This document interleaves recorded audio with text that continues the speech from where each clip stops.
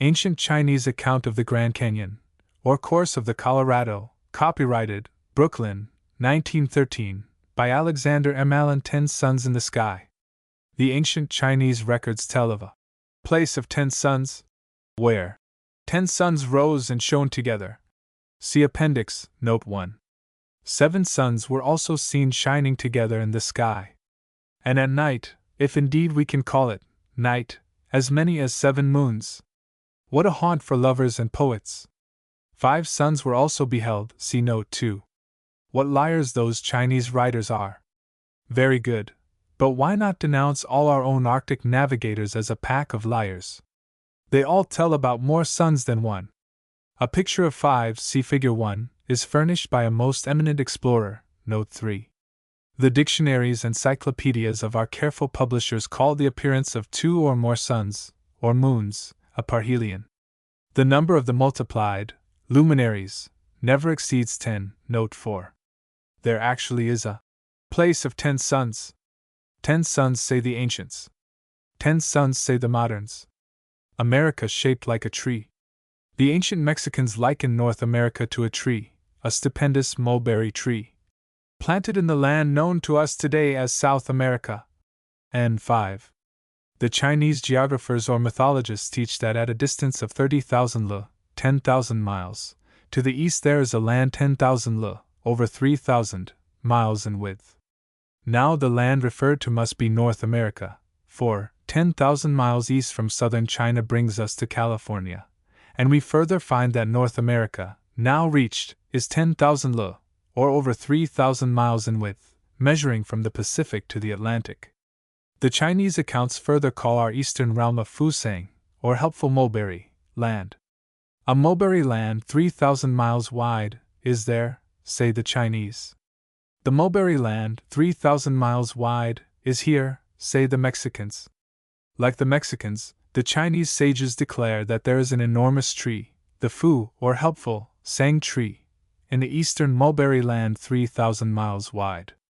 As just remarked, the Chinese call the enormous eastern tree a Sang, and the Mexicans call their enormous tree a bibi, both terms standing for the mulberry, a fact to which no writer hitherto has directed, or called, attention. Observe, see Figure 2, that at Tehuantepec, a little west of Yucatan, our continent narrows down to a width of 100 miles, or 300 Chinese li. The Mexicans say that North America is a tree, and that it has a correspondingly enormous trunk, which at Tehuantepec measures 100 miles, or 300 Chinese li. Now the Chinese writers declare that the enormous mulberry in the region east of the Flowery Kingdom has a trunk of 300 li, or 100 miles. What a prodigious dimension! See Note 6.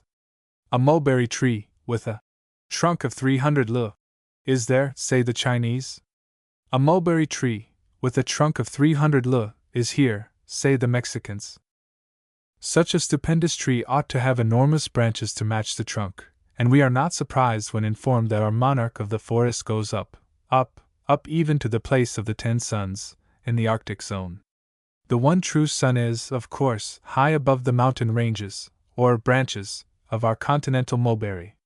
But the extra 9 are false or delusive and mere reflections of the true sun on fog or vapor. The Chinese account, truly enough, states that they bear Wu, and this term stands for blackness inky, or dark, Williams Dict. Page 1058. This identical term Wu also stands for black or dark fowls, such as the raven, blackbird, and crow, and one Oriental scholar, dwelling indeed in Japan, assures us that each of the 9 suns bears a crow. We are seriously informed that all bear, literally cause to ride, a crow. Note 7. As well might it be asserted that because Wu signifies black, the 9 Wu borne by the suns must be 9 blacks or Negroes. The supposition that 9 crows are meant is absurd and contradicted by the luminaries themselves. Strange to say, the luminaries emit no radiance. The light that is in them is darkness, and they are fitting symbols for commentators, black, white, yellow, and green, who have written learnedly and positively on them without understanding a thing about them. Perhaps it might be well, apart from its inconvenience, when writing about any nation, place, or natural object, to ascertain the position and name of the continent in which the subject of study is situated. Of course, we are not so unreasonable as to insist that we must really comprehend a matter before getting up to explain it to others, but the positions of continents dealt with ought, as a rule, to be clearly ascertained. In the present instance, we have faithfully followed the ancient directions and groped our way into the presence of the 9 blind suns. Gazing at their beaming disks, we perceive how the term wu, black or dark, applies to them. The color of crows is there, but not the living birds themselves. It is the story of the 3 black crows advanced another stage on its career of misrepresentation, and magnified threefold. The 9 suns have neither swallowed nor disgorged 9 black crows. But they are certainly open to the charge of having feasted too freely on diet no less dark and deceptive.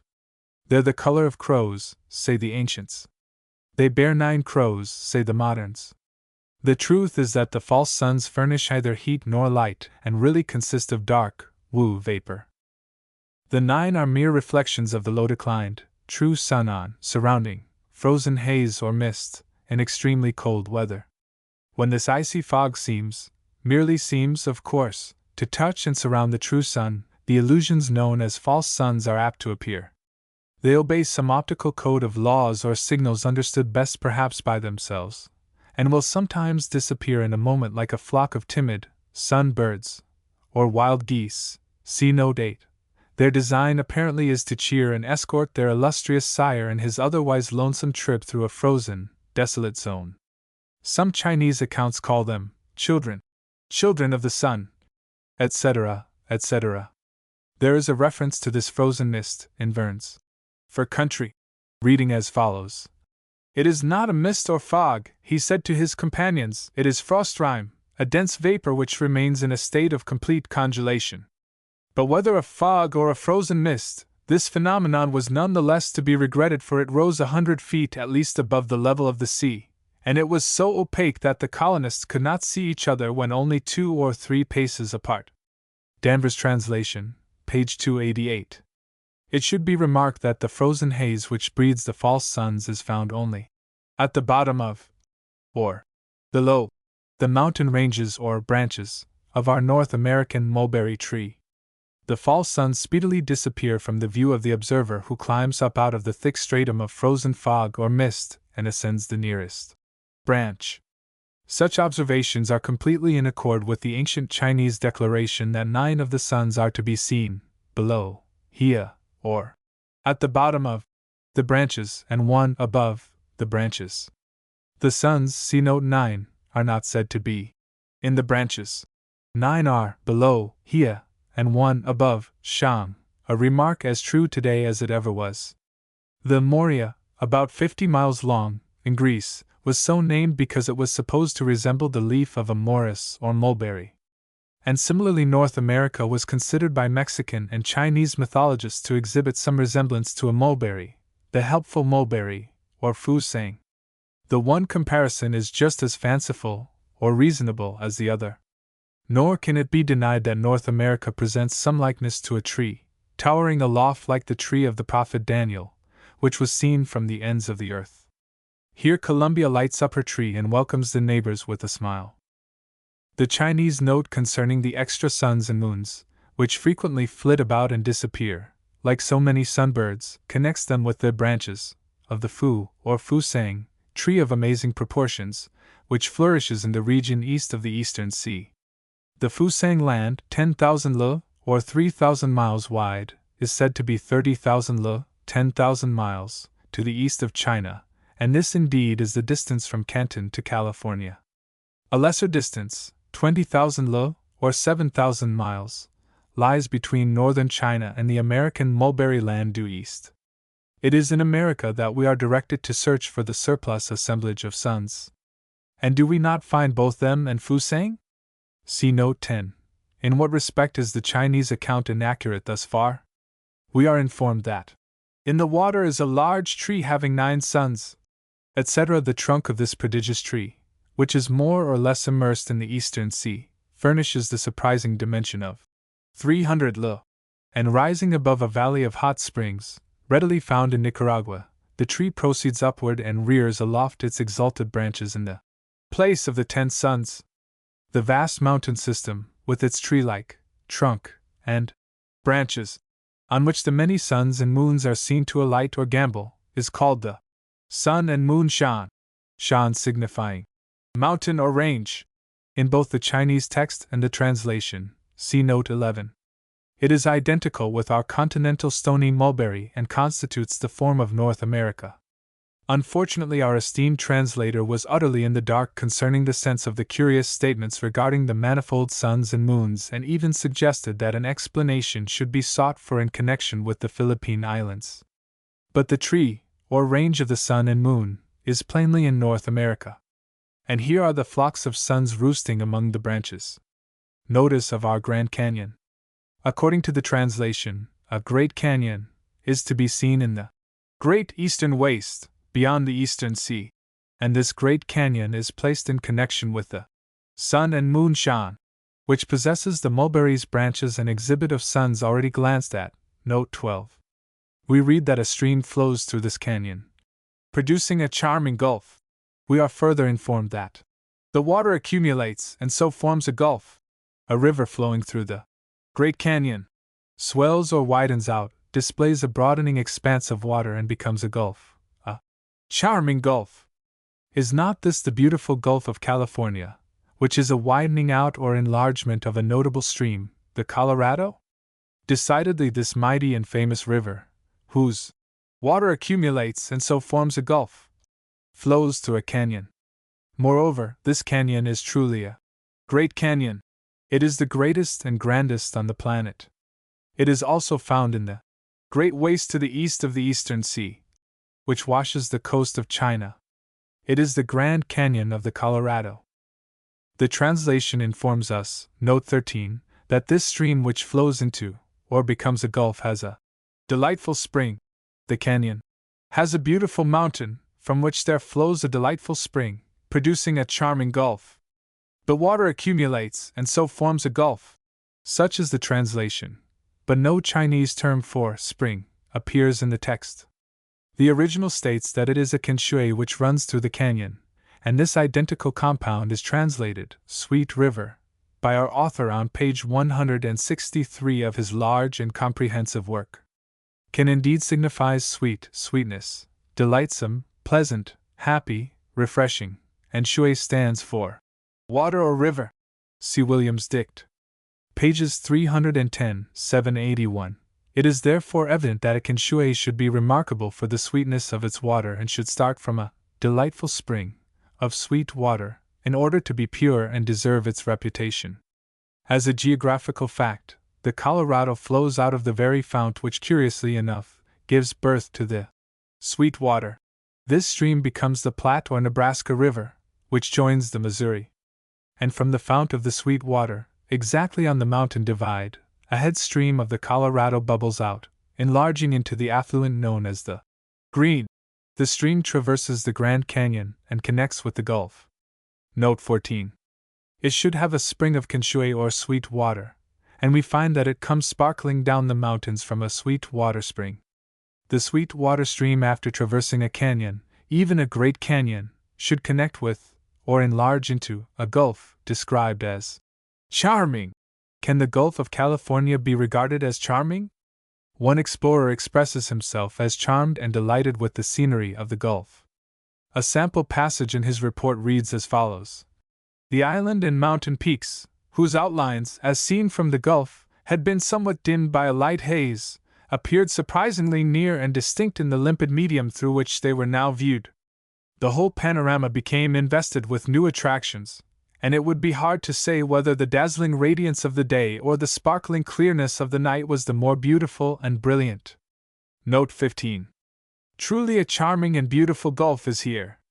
Although the translation does not draw attention to the fact, the term employed in the Chinese record to describe the course of the stream which passes through the Great Canyon is chu.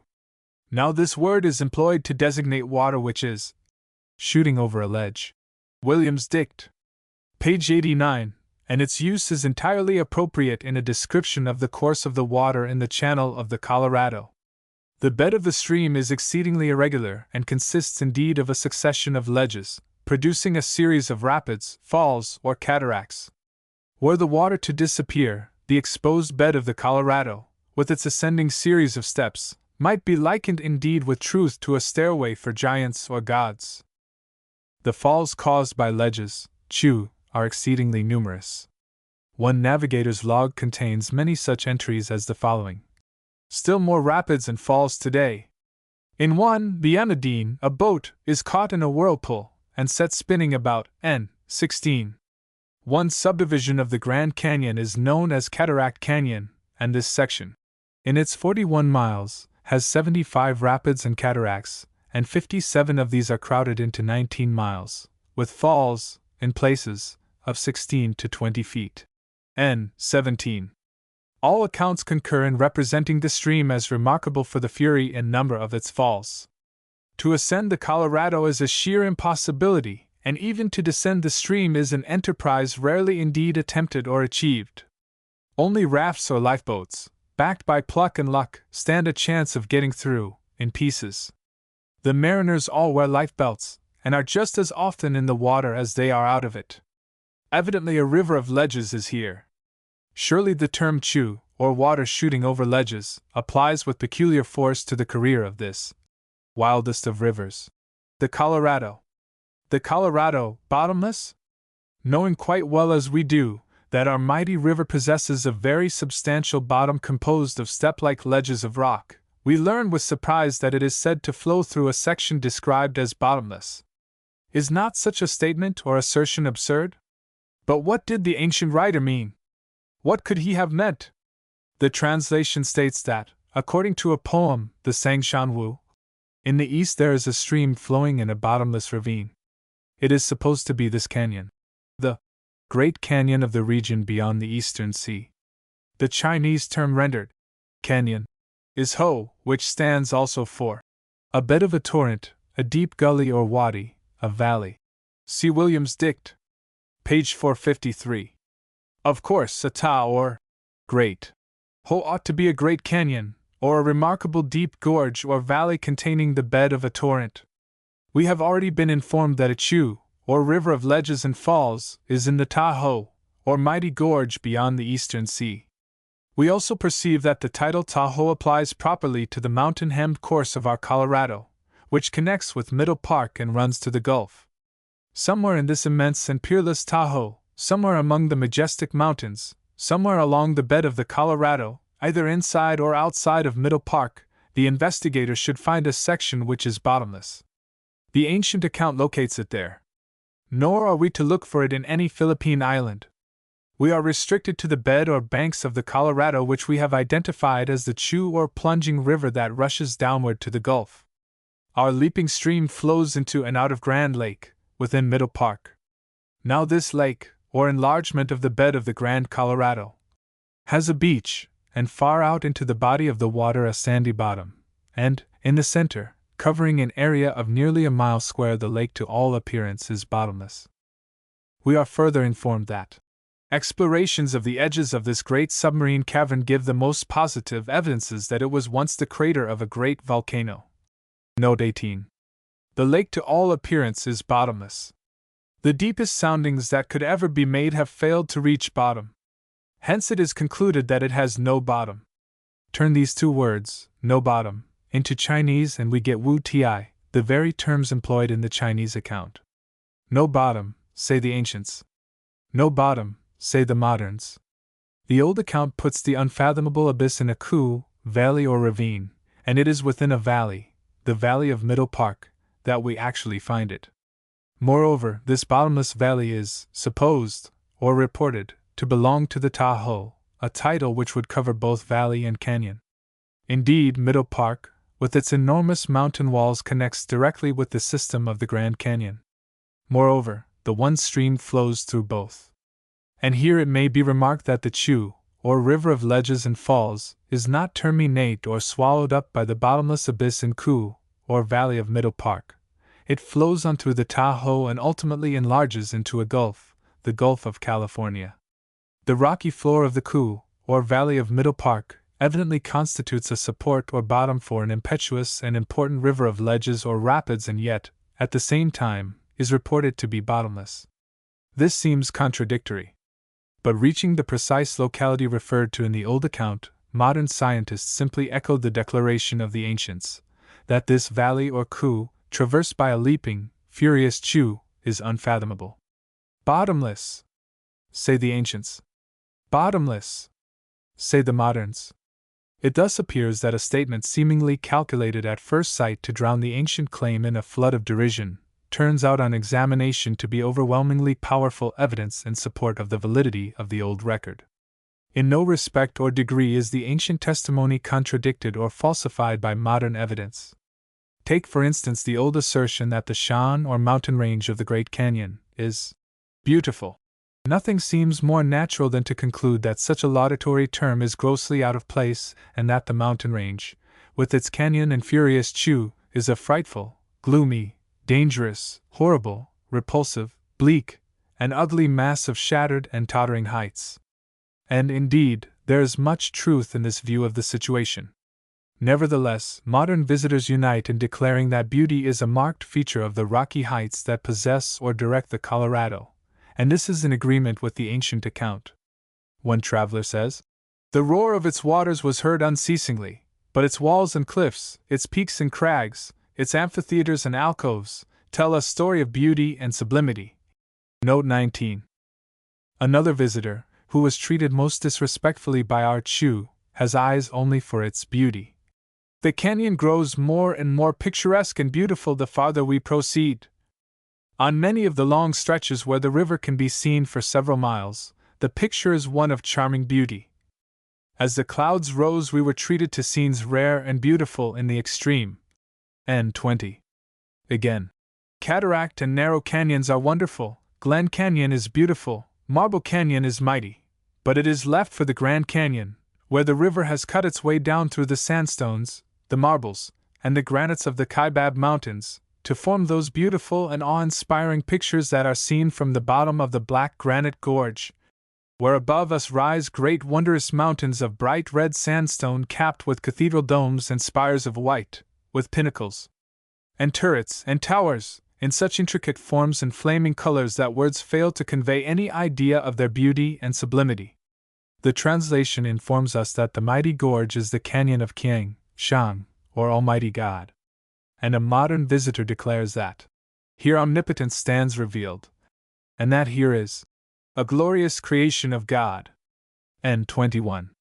So impressed were the ancients with the beauty and grandeur of this region that they peopled it with the souls of illustrious sages, and declared that here was the canyon of Almighty God.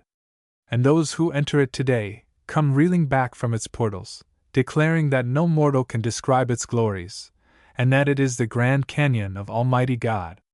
Words fail one in the attempt to describe this glorious creation of God. The impression it leaves upon the mind is overpowering. One feels as though he had been admitted into the presence of the genii of the Plutonic regions, had penetrated to the very heart of the inner world of elemental creations. We need not wonder that the old account connects a revered ancestor with this glorious and celestial retreat in the Grand Canyon. He is called Xiao Hao, and is further termed a Jew, or sucking child. Xiao signifies little, or a little, and Hao is formed of the signs for sun and heaven. It is therefore evident that the Jew or infant at the canyon is, or was, a little sun child, or child of the sun. American rulers called themselves children of the sun, and we should be careful not to confound our Arizona prince with any Asiatic ruler.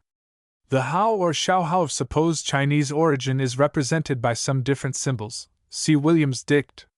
Page 172, columns 1 and 2. The little child of the sun at the Tahoe or Great Canyon should not be, must not be, confounded with any early Chinese sun worshipper. We are to look far to the east of China for both the canyon and the little child of the sun referred to in the account before us. We are informed that the country connected with the Great Canyon was called Xiao Hao's country, or the land of the sun child, on account of the little prince. He entered Qi it, and this furnished the reason, or Qi, for its title, Land of the Sun Child. The infant, or Jew, is distinctly called a ruler, or Ti. Moreover, although he was little, Xiao, or but a Jew, suckling, he was a supreme king, or Chuan Su. Note 22. Chuen is formed by putting together the two words, only, and head. And su is a Chinese term composed of the two significant words, only, and king, see Williams' Dict. Pages 117, 825, 1043.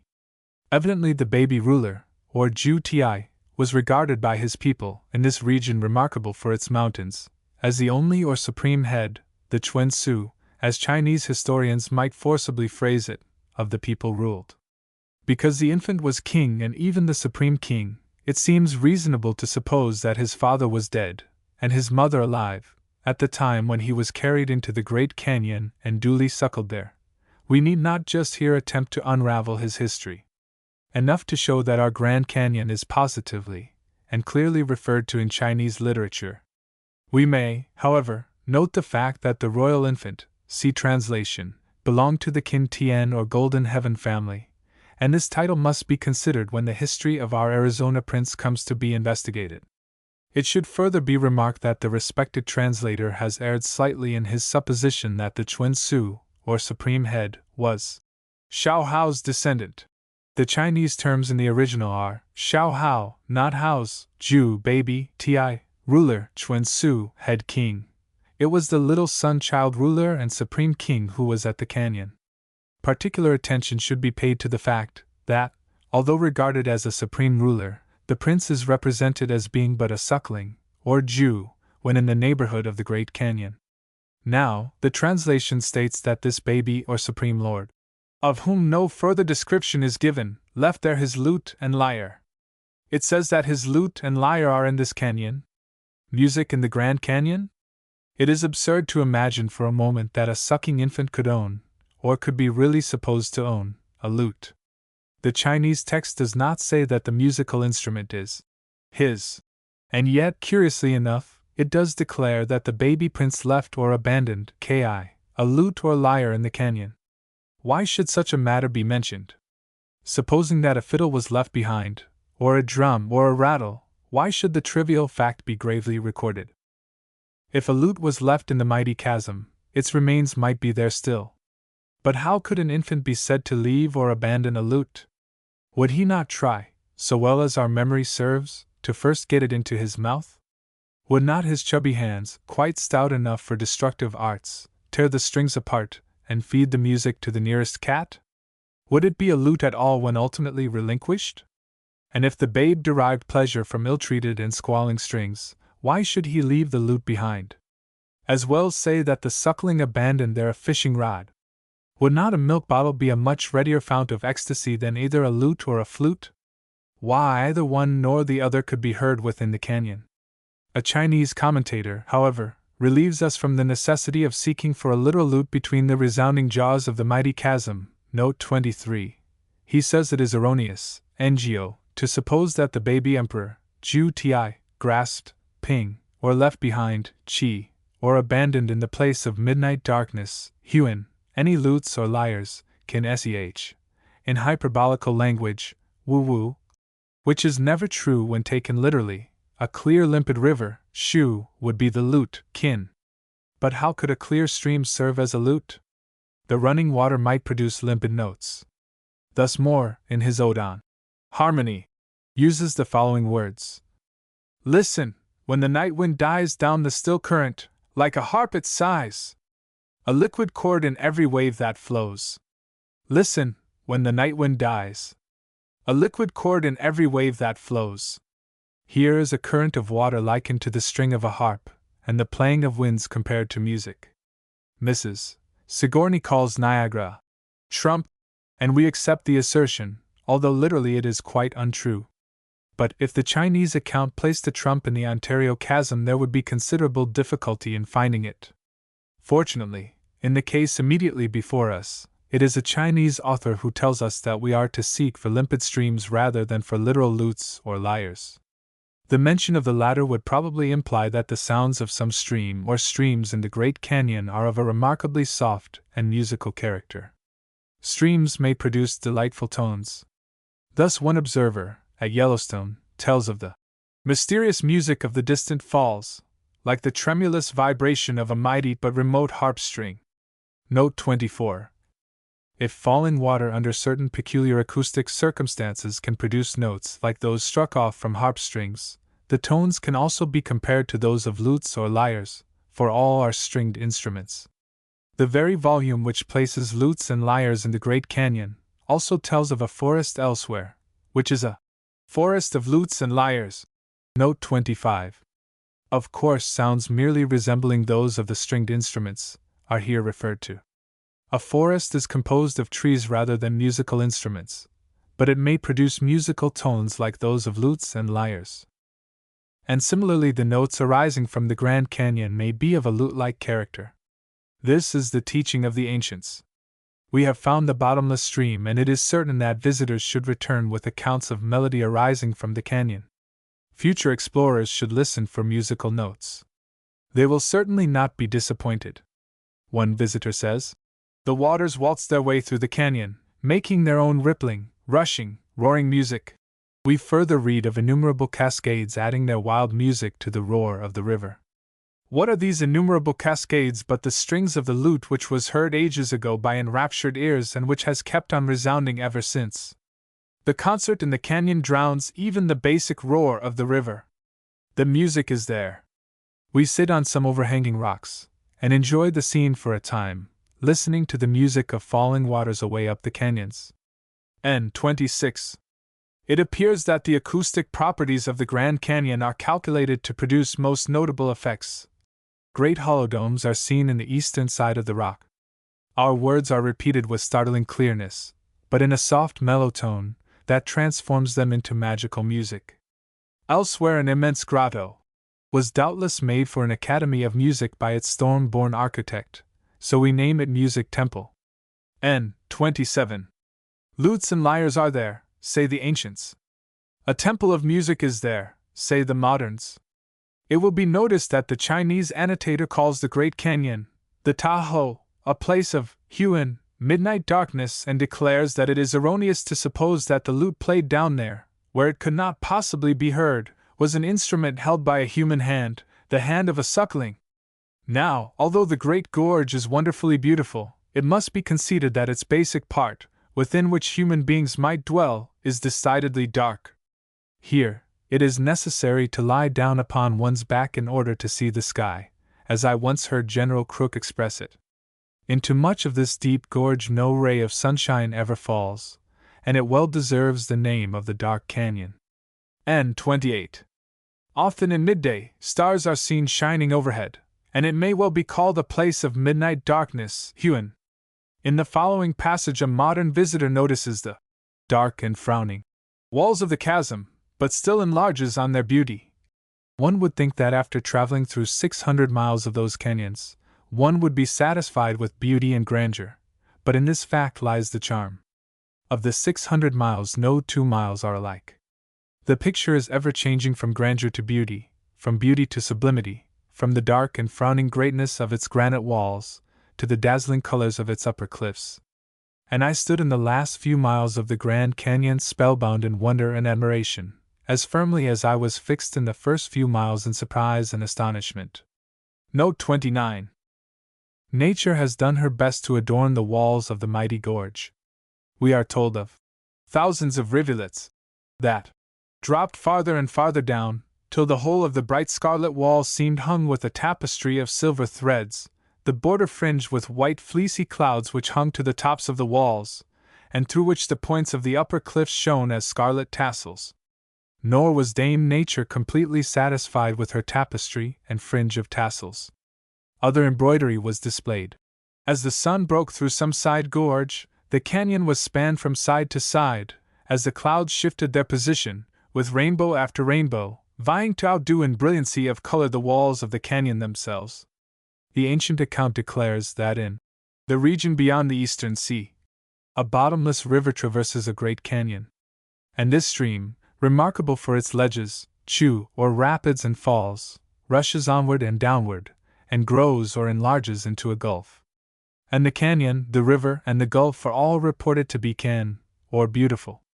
And visitors today return from all three, declaring that they are beautiful. Beautiful. Beautiful. and some are entranced by strains of music arising from the mouth of the canyon, and declare that it holds an orchestra. In one place the thousands of streamlets, glistening and gleaming like silvery cords, stretch downward from the edge of the painted chasm, and the resounding, melodious precipice is called the Cliff of the Harp. Note 30. What is this but an echo of the ancient declaration that the royal lute in the canyon was merely a musical stream?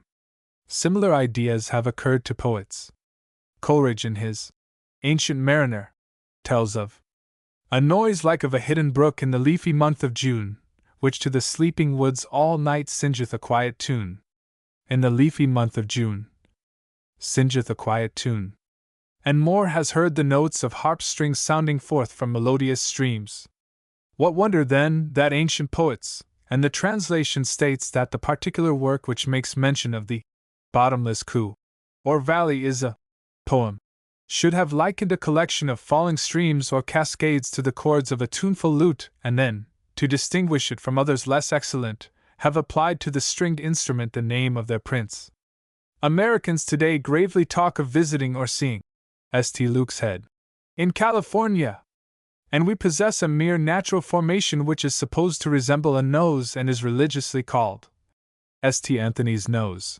In truth, this nose is no more a literal nose than the lute in the canyon is a literal stringed instrument made by men. Then we have Cleopatra's Bath and Pompey's Pillar. Next, tell us in the interest of chaos and confusion that Pompey left here his pillar. In the grand caves at Pike's Peak there is an organ, which is really no organ at all. It is a natural formation or production from which charming melodies are fetched by skilled musicians. Now, if we ourselves can gravely call a musical, highly strung rockin' organ, may not the ancients be excused for calling a combination of musical streams a lute? Contemplating the Cliff of the Harp, we can readily understand how old-time visitors found down there the tuneful string of a lute, and how an imperial child of the sun was unable to lug along his notable musical toy. There it remains, and melodious notes still come floating up. Lutes and lyres are there, say the ancients. An academy of music, say the moderns. The Chinese annotator remarks that the Lizi, a class of sages or teachers, the literati, are unacquainted with the Shuhai or gulf situated toward the east, Chitung. The Chinese scholars of the writer's time knew little or nothing of our Gulf of California, or Shuhai. However, it was known to some, and we are now informed that it is a few, nearly about, approximately to guess, Tibet, 100,000, an indeterminate number, 10,000, le. A single le should measure about 3,000 miles, and a few, to guess, separate China from the Tahoe which connects with the bottomless coup or valley. Tahoe Shui Wu Ti Chi Ku. Evidently the Great Canyon lies more than 1 le, 3,000 miles, to the east of China. We find indeed that the number may well be referred to as a few. Nor can the Gulf be more than about 30,000 le to the east, seeing that this Gulf of California is in the region beyond the Eastern Sea, along with the Futri, which has a trunk of 300 le. The Gulf to the east is connected with the mountain system whose branches exhibit the gorgeous spectacle of 10 suns. In short, the Gulf and Canyon are along with Fusang, and Fusang is only 30,000 le to the east of China, and nearly 10,000 wide. Accordingly, the Gulf is but a few 1 le to the east of the Flowery Kingdom. To look for the canyon and tree within the Philippine Islands, contiguous to China, is simply impossible. The islands have been pretty well thrashed over lately, and no one has met with the tree. It has a trunk of 300 le, and collectors of curios or strange plants should keep wide awake and see that they don't pass it in the dark. And yet with its 10 moons, how miss it? How fail to notice our glittering, gleaming, glorious candelabrum? It couldn't have fallen or drifted over to the Panama ditch? It can't possibly be now stuck in any South American flower pot? Catching the tree seems to be as slippery as catching tartars, and perhaps when the first is found, the others won't be very far off. The Chinese commentator, of course, never saw either the Gulf or Canyon, but he quotes from earlier writers who were well acquainted with our region beyond the Eastern Sea. And one of these, named Chuanza, is quoted to the effect that in the Tahoe or Great Canyon high winds, yuan feng, occur, or come unexpectedly upon one. Do storms arise suddenly in the neighborhood of the mighty chasm? One modern explorer says, I go up to explore the alcove. While away a whirlwind comes scattering the campfire among the dead willows and cedar spray, and soon there is a conflagration, the men rushing for the boats, leaving all they cannot readily seize at the moment, and even then they have their clothing burned and hair singed. Note 31. Storms occur in all parts of the world. Is there anything peculiar about the tempests which are said to suddenly arise in the Great Canyon? One visitor says, storms were not infrequent, and these occurring where the canyon walls were a mile high and close together produced an effect that was almost supernatural in its awfulness. The deep thunder echoed sharply between the cliffs, producing a roaring sound that was almost deafening. Note 32. It should be remembered that the vast caverns here multiplied the bellowings of thunder and also helped to confine and intensify the raging and imprisoned whirlwinds. One eye or ear witness tells of a storm both seen and heard within the canyon and adds, I have seen the lightning play and heard the thunder roll among the summit peaks of the Rocky Mountains, as I have stood on some rocky point far above the clouds, but nowhere has the awful grandeur equaled that night in the lonesome depths of what was to us Death's Canyon.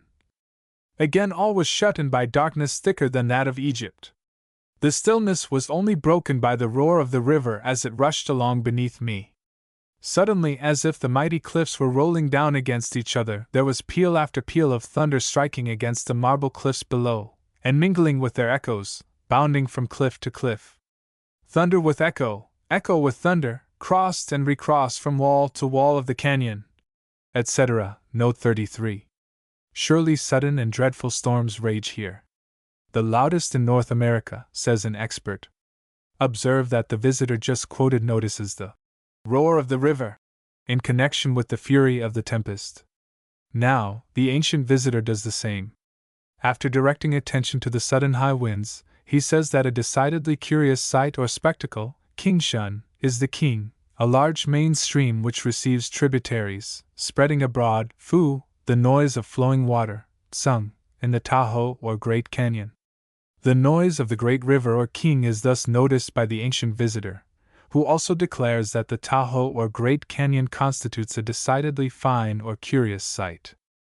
And such in truth it actually is. Imagine a chasm that at times is less than a quarter of a mile wide and more than a mile deep, the bed of which is a tossing, roaring, madly impetuous flood.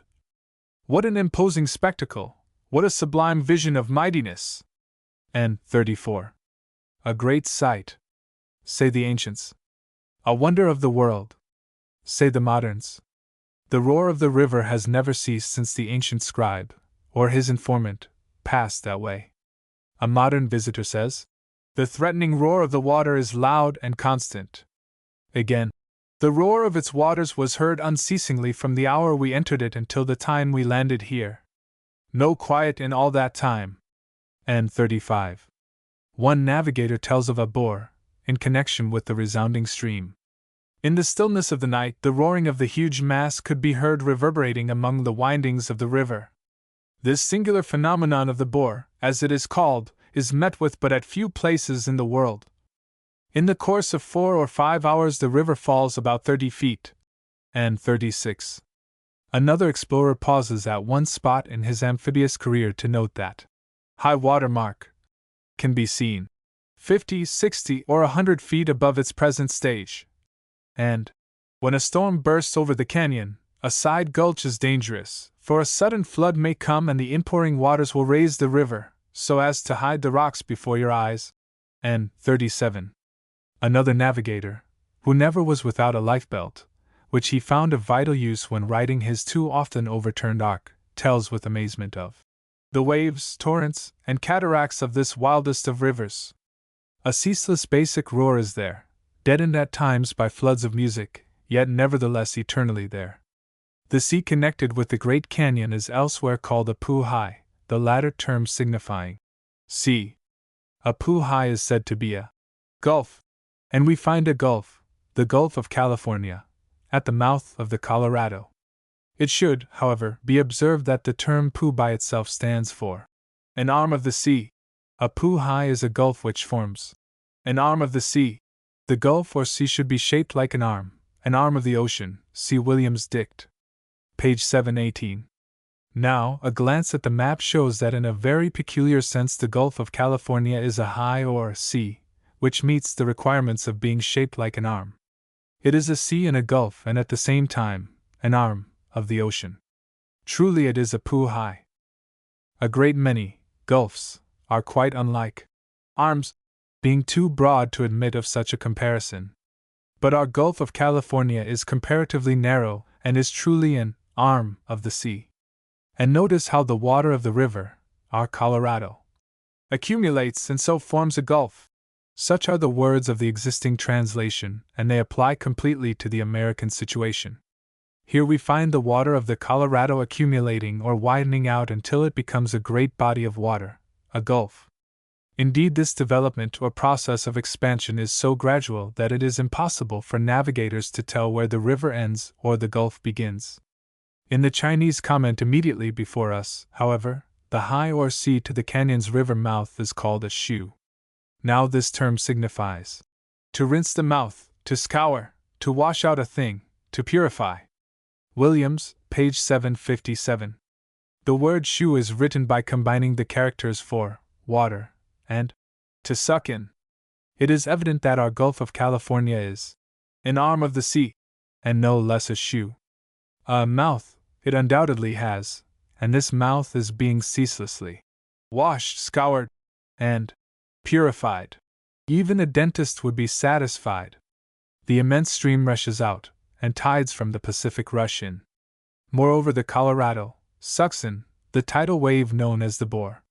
Surely we have here the eastern Gulf Sea, which is both a pu and a shu. The water of the noisy, restless, purifying stream within the Tahoe was, it is said, 1. U, which means used or employed. 2. Wa, to water or irrigate, to soften with water, to enrich. 3. Sio, scorched, burned, singed, dried up. 4. Chi, referring to or denoting. 5. Se, here or this. Evidently the water of the Colorado was used to irrigate some ground or vegetation which was dried up or scorched.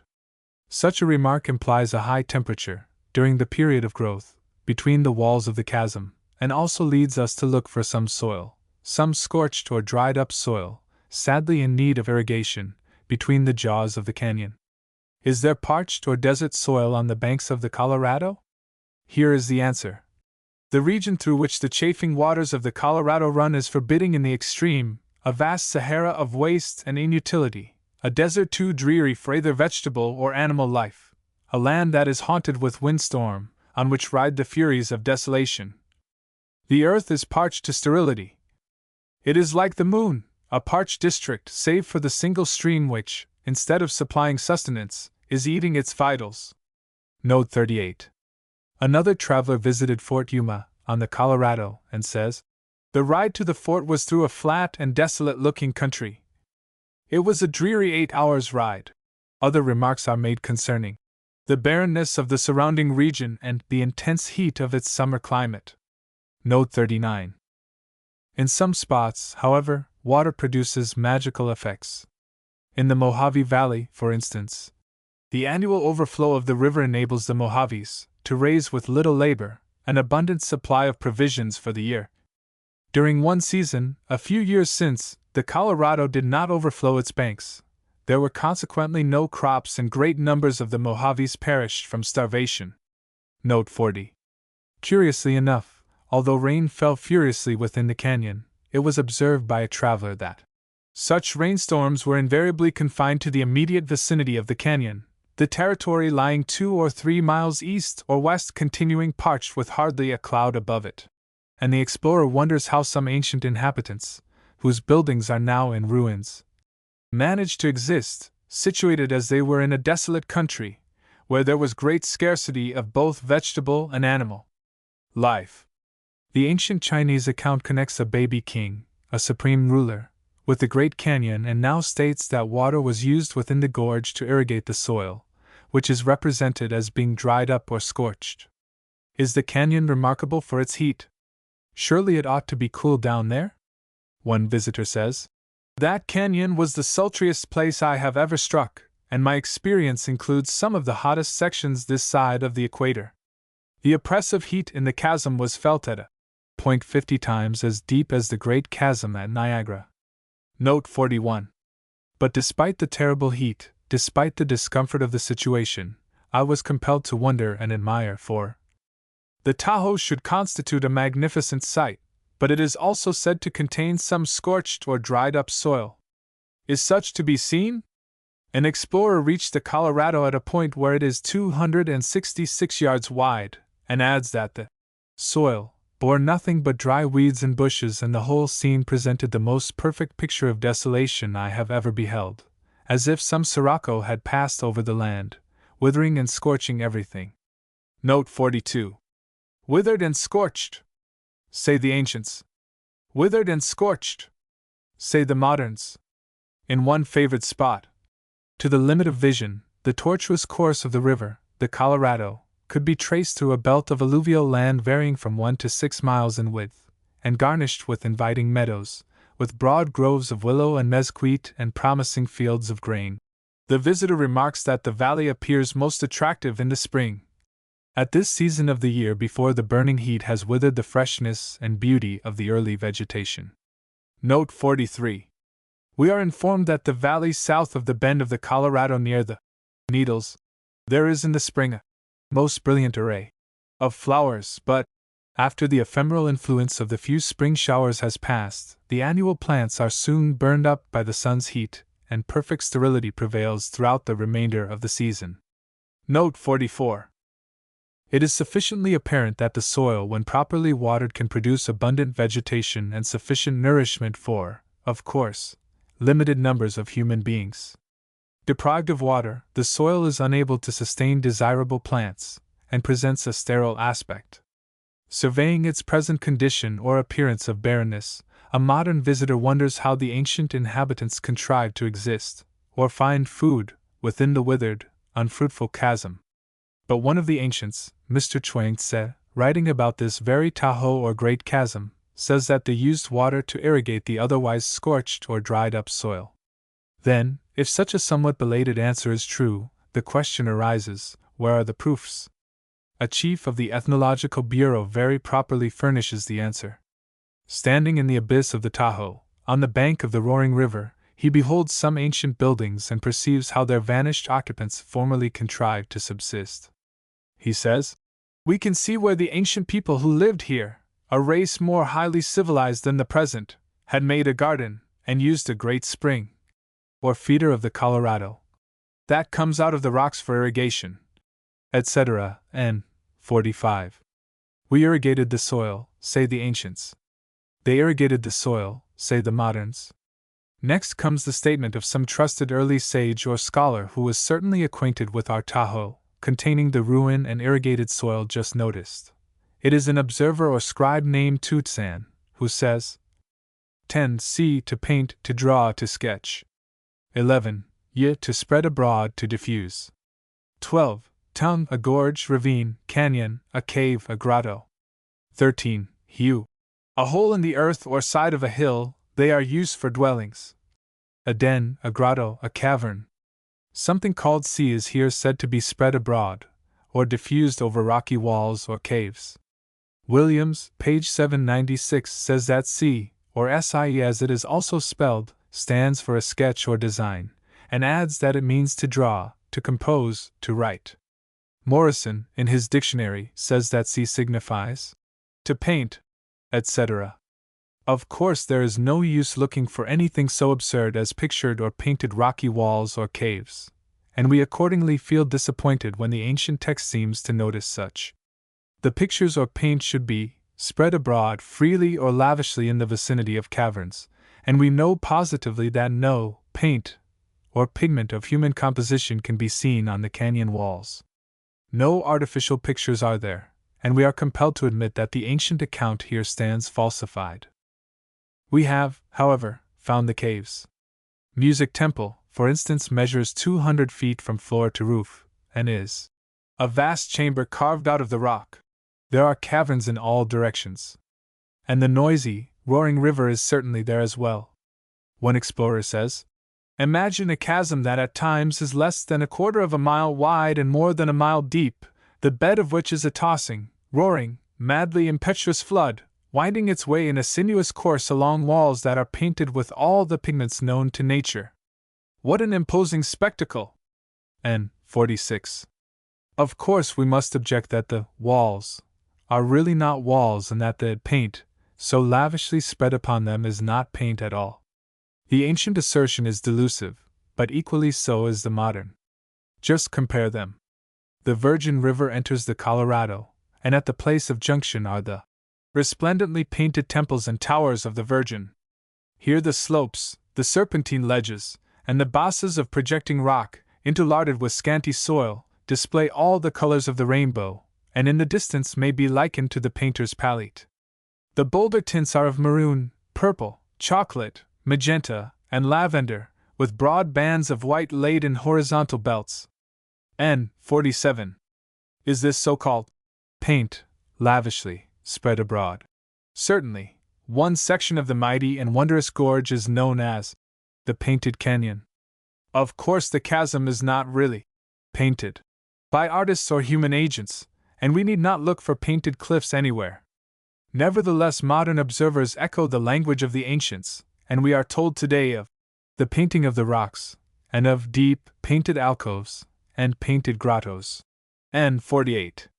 The term ye see Williams dict. Pages 781, 1092, is composed of the characters for fluid and vessel, and signifies a vessel full to the brim, ready to overflow, to run over, abundant, to spread abroad, to diffuse. As see, the word which precedes you in our Chinese note signifies to paint. We perceive how the additional term you teaches that the paint made use of has been applied to extensive surfaces, so that it presents the appearance of having overflowed, or run over, the rocky walls and caverns dealt with. Of course, neither writing nor literal pictures could overflow or drench, and adhere to walls or cliffs. But see, you might cover the motion of applying paint in a most lavish, copious, overflowing manner.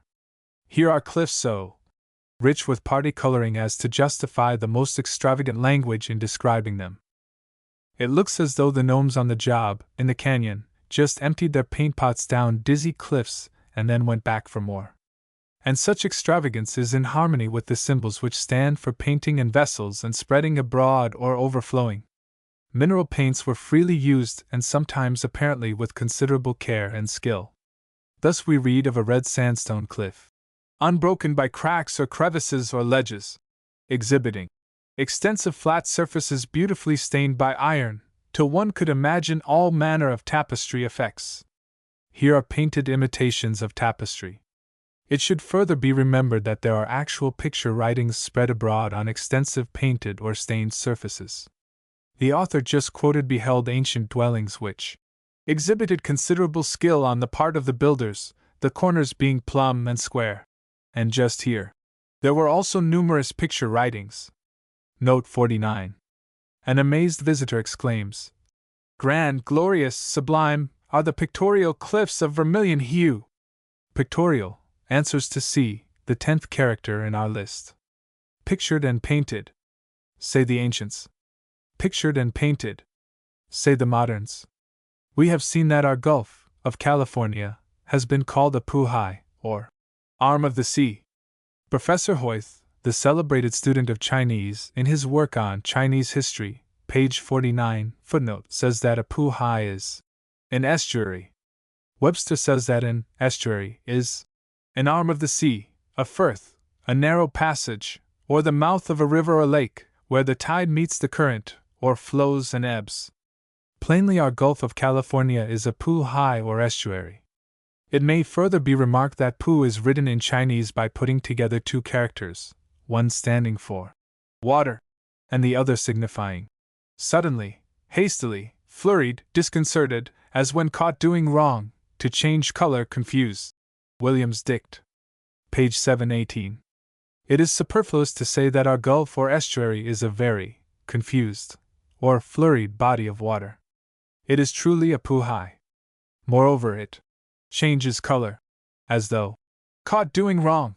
It changes color and blushes at times a rosy red. This is the hue of multitudinous veins. 1,000 streams rolling down the cliffs on every side carry with them red sand, and these all unite in the canyon below, in one great stream of red mud. N 50. But sometimes the color below Yuma is yellow or black. N 51. The name, Colorado, is a Spanish term conveying the idea of redness, and undoubtedly this hue predominates throughout the course of the boisterous stream. But other colors due to the dye or wash of variously painted cliffs are also met with. Moreover, a section may exhibit one color today and something different tomorrow. And so it is with the Gulf, which receives the Colorado, and on which floating patches of color are frequently seen. Truly, our Gulf or estuary is remarkable for both its coloring, blue, red, etc., and its changes of color. In all respects, it is plainly a puhai. Our Gulf or estuary is also called the Yuan. Farther on, see Chinese version, we read that the Canyon River produces or grows into Shang, a beautiful Can Yuan. This term Yuan stands for a gulf, an abyss, an eddy, a whirlpool or place where the back water seems to stop. A whirling, violent, or impetuous body of water is evidently referred to. Fernando Alarcon, in 1540, found the Colorado a very mighty river, which ran with so great a fury of stream that we could hardly sail against it.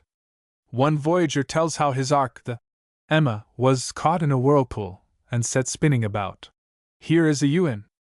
Again, the men in the boats above sea are trouble, but they are caught in whirlpools and are spinning about in eddies. What have we here but Yuan, multiplied whirlpools? Through Whirlpool Canyon, and all the way to the Gulf, the waters dance around and about. We read of dancing eddies or whirlpools. There are more than 600 rapids and falls in the Colorado, and 52. The waters waltz their way and even furnish their own rippling, rushing, roaring music. And we are in addition told of innumerable cascades adding their wild music. N 53. Surely the entire inlet traversed by the bore or reached by ocean tides is in precisely the condition of commotion which may well be designated by the term Yuan. We are informed that the Can, or beautiful, Yuan approaches, Psi, with vapor, high HWO, and bathes, the sun's place, Ji Chi Su. It is evident that the mighty stream which traverses the Great Canyon in the region beyond the Eastern Sea should flow from a bottomless valley to a gulf, and reach to the sun's place. And we find that the current of the Colorado extends to the tropical line of Cancer, which crosses and marks the mouth of the Gulf of California. Vapor or fog is noticed in connection with the beautiful, even if restless or reeling, Yuan. Are fogs a noticeable feature along the coast of California? If so, they might hide the entrance or mouth of the Gulf. One visitor says, westward toward the setting sun in the sea, was a filmy fog creeping landward, swallowing one by one the distant hills. Again we read of hilltops that thrust their heads through the slowly vanishing vapor. Here, you may bask in the sunshine of gardens of almost tropic luxuriance or shudder in fogs that shroud the coast. N 54. We need not wonder that such vapors should appear within the confines of the charming Gulf of California and at times veil its shores. A recent visitor says, the island and mountain peaks, whose outlines are seen from the Gulf, had been somewhat dimmed by a light haze, appeared surprisingly near and distinct in the limpid medium through which they were now viewed. The whole panorama became invested with new attractions, and it would be hard to say whether the dazzling radiance of the day or the sparkling clearness of the night was the more beautiful and brilliant. N 55. Hazy and beautiful, say the ancients. Hazy and beautiful, say the moderns. The haze is not dense enough to blind our eyes to the manifest fact that those people of old who were acquainted with the position of our Gulf of California must also have been acquainted with Mexico and its inhabitants. Tropical America was considered by its people to be particularly under the influence of the sun. Uxmal was in the land of the sun, N 56, and the Mexicans called themselves children of the sun. Cave dwellings in the Grand Canyon. It will be noticed that the 13th term in our list is Hu, which stands for cave habitation. Are such to be seen in our canyon? Numerous towns, see 12th term, in the shape of caves or holes are undoubtedly there, but in addition the old account notices few. Have such been found? One explorer says. Even more remarkable than the stupendous walls which confine the Colorado River are the ruined cave habitations which are to be seen along the lofty and inaccessible ledges, in which a vanished race long years ago evidently sought refuge from their enemies. They were reached by very narrow, precipitous, and devious paths, and being extremely difficult to attain by the occupants themselves, presented an impregnable front to invaders. N. 57.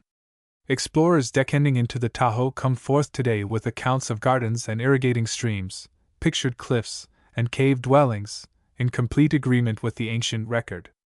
Following the term here we find a 14th, called Han, which stands for dry, heated air, too dry, parched as by drought, crisp. Is there Han, or dry heated air down in the canyon? One visitor entered the Grand Canyon in the morning while darkness yet covered the scene, but even then it was oppressively hot, and as the sun got higher I felt as though I had been thrust into a Dutch oven and the mouth stopped up. But despite the terrible heat, I was compelled to wonder and admire the gorgeous cliffs and rock walls showing all those varied colorings, etc. N. 58. It was the terrible heat which compelled the ancients to resort to irrigation in order to raise some food for themselves and little ones. Destitute of water, the soil is scorched and barren.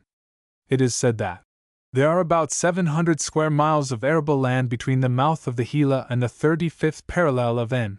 latitude, along the Colorado, and, in the valley of this stream, where it is joined by the Gila, are traces of ancient irrigating canals, which show that it has once been cultivated, and along the connected Gila are irrigating works of remarkable construction and undoubted antiquity, antedating the arrival of the Spaniards by centuries.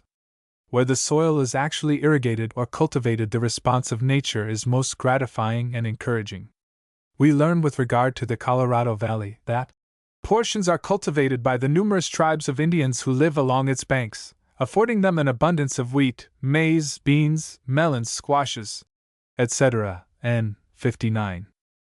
Such ground would be well worthy of attention, but the attitude of the numerous tribes of Indians along the Colorado might interfere with the plans of newcomers and even compel the latter to live in caves or on ledges easily defended. And it is certain that soil insufficiently watered presents a distressingly sterile aspect in the neighborhood of the Colorado. One traveler, already quoted, says with regard to a wide section that the whole scene presented the most perfect picture of desolation I have ever beheld, as if some sirocco had passed over the land, withering and scorching everything to crispness. N. 60. Notice this word crispness, used by our author. Turned into Chinese it becomes Han, crisp, the very term applied in the ancient record to the condition of the soil unwatered within the canyon. It is curious how the old and new visitors agree in their descriptions of the interior of the mighty gorge, where vegetation is withered or dead. Scorched and crisp, say the ancients. Scorched and crisp, say the moderns. The canyon should be hot, and one of our own visitors says, the sun shone directly up the canyon, and the glare reflected from the walls made the heat intolerable. N. 61. The word Han has, unfortunately enough, a perfect right to appear in the old record. Following it we find additional terms. 15. A compound character consisting of the signs for sun, Jai, and people, Min. 16. Lon, used for Nagas or snake gods, a dragon, imperial. It is often used for a man. 17. Cha, the illumination of torches, a candle, a light, to give or shed light upon, to illumine. The statement seems to teach that the Sun people, the men, were using torches to illumine the depth of the hot canyon. We have already been informed that a Jew or suckling, who was yet a supreme king, like perhaps the last Chinese emperor of the Manchu dynasty, in 1912 A.D., and a child of the sun, was down in the abyss, so we are prepared to hear that his subjects, some Sun people, were down there too. Of course, for the greater part of the 24 hours, the darkness, particularly in the cave dwellings, should be most intense. One visitor, quoted already, tells of darkness thicker than that of Egypt. Such gloom should be particularly and painfully felt by Sun people, and we are not surprised to find that they made use of torches or artificial lights. Singularly enough, the chasm, as though remorsefully conscious of the blackness of its character, produces no end of dried-up vegetable stems or stalks fit to be ignited and used as firebrands. These it places convenient to your hand, as though to invite inspection. Indians today are in the habit of using such torches.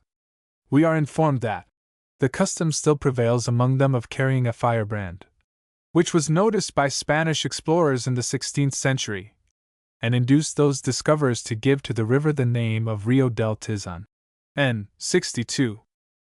It will be noticed that the ancient Chinese account connects lights, or an illumination of torches, cha, with the very stream which the Spaniards of a later age, and of their own accord christened the Rio del Tizon. A torch-lighted stream, say the Chinese. A torch-lighted stream, say the Spaniards. The author or explorer last quoted says with reference to Indians dwelling on the banks of the Colorado, that the custom still prevails among them of carrying a firebrand in the hand in cold weather, which was noticed by the Spaniards. Of course, the flaming brands may well be used in winter to warm those who hold them, but the ancients who inhabited the cave or cliff houses, which they built and which are now more or less in ruin, according to exposure or original inherent strength, might have used the cha or torches as lights. These torches are mentioned in connection with excessive heat, and it would be absurd to suppose that the Sun people of old desired a still higher temperature. But mention is made of cave dwellings, and such are actually there, and we can readily understand why the ancient dwellers in the cave houses should have frequently used the ready-to-hand torches when climbing to their dark and breakneck abodes. Even today the cha or torches are used as lights. The withered stalks or stems, so abundant in the canyon, are a melancholy illustration of the scorching power of the sun within the chasm. We have not forgotten the fact that the Chinese term han is used in the ancient text and that it stands for the crispness of scorched or dried up plants. An actual visit to the Tahoe or Great Canyon referred to shows that it is this han, or withered, scorched and crisp, vegetation which provides no end of torches, cha, for dwellers in the vicinity. One stumbling visitor uses the following language. We struck for it, through the thick night, the guide occasionally lighting a torch of grass. N. 63. Unable to directly or steadily illumine the angles or recesses of the canyon, the bright and clear-headed sun does the next best thing and raises a bounteous harvest of firebrands. Nature here concentrates her attention on the task of serving the necks, rather than the bellies, of her children, and presents them with a crop of seasoned and brilliant torches. Certain it is that most efficient firebrands are raised here in profusion, and constitute such a unique feature of the stream that in order to distinguish it from others in the region, the Spaniards called our river the Rio del Tizon. Torches have lighted the canyon in the past, and they now throw light on the ancient record. Mentioned in connection with withered vegetation and intense heat, the natural inference is that the torches were used to light the steps of dwellers in the canyon. Of course, they might in winter have been used, like other vegetable produce, as fuel, but the old record now before us does actually connect the cha or torches with a high scorching temperature, and our impression or deduction is that they were used as lights amid the blackness of the chasm. And the torches, cha, are used as lights still. One explorer says, "We fear that we shall have to stay here clinging to the rocks until daylight." Our little Indian gathers a few dry stems, ties them in a bundle, lights one end, and holds it up. The others do the same, and with these torches we find a way out of trouble. Observe that these torches, or cha as the Chinese would call them, were not ignited to warm the explorers. They were held aloft to find or light the way among perilous cliffs. Without their aid it would have been madness for the explorers to move.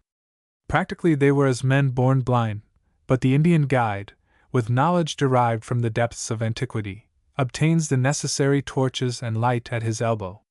With one withered and hot stem he ties together a number, lights them, and then finds the way out of trouble for both himself and his bewildered party. What have we here but a duplication of the illumination of torches, referred to in the ancient record? 17. Cha, the illumination of torches, a candle, a torch. 18. Yuan. To lead or take by the hand, to cling to pull up higher, to drag out, to put forward, to relieve, to rescue. 19. You have, has, to get. 20. Ta great. 21. Ho canyon. 22. How a mark classed a signal. 23. Way said or declared, has, in the place of. 24. Wu no, without, destitute of. 25. T bottom. It appears that within the bottomless Tahoe or Great Canyon, see words 19 to 25, there is an illumination of torches, cha, and a pulling up higher, or a dragging about and clinging to yuan. Climbing is here referred to. The Sun people seem to have found locomotion difficult and hazardous within the chasm. The modern explorer who reached the irrigated garden plots and houses of the ancient occupants was himself compelled to resort to much climbing. In one place he says, I find I can get up no farther, and cannot step back, for I dare not let go with my hands, and cannot reach foothold below without. I call to Bradley for help. The moment is critical. Standing on my toes, my muscles begin to tremble. I hug close to the rock, let go with my hand, seize the dangling legs, and with his assistance, I am enabled to gain the top. N. 64. It will be seen by the intelligent reader that the foregoing performance is covered by the term yuan, number 18, used in the ancient record.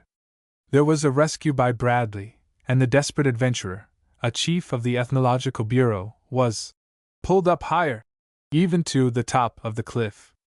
All this constitutes yuan, and without intending it, our modern climber, calling to Bradley for help, is a most eloquent and lucid commentator on the ancient statement in the Chinese text. But this climbing should be accomplished in connection with cha, number 17, the illumination of torches. Is it true that there is climbing by torchlight, not moonlight, gentle reader, within the chasm?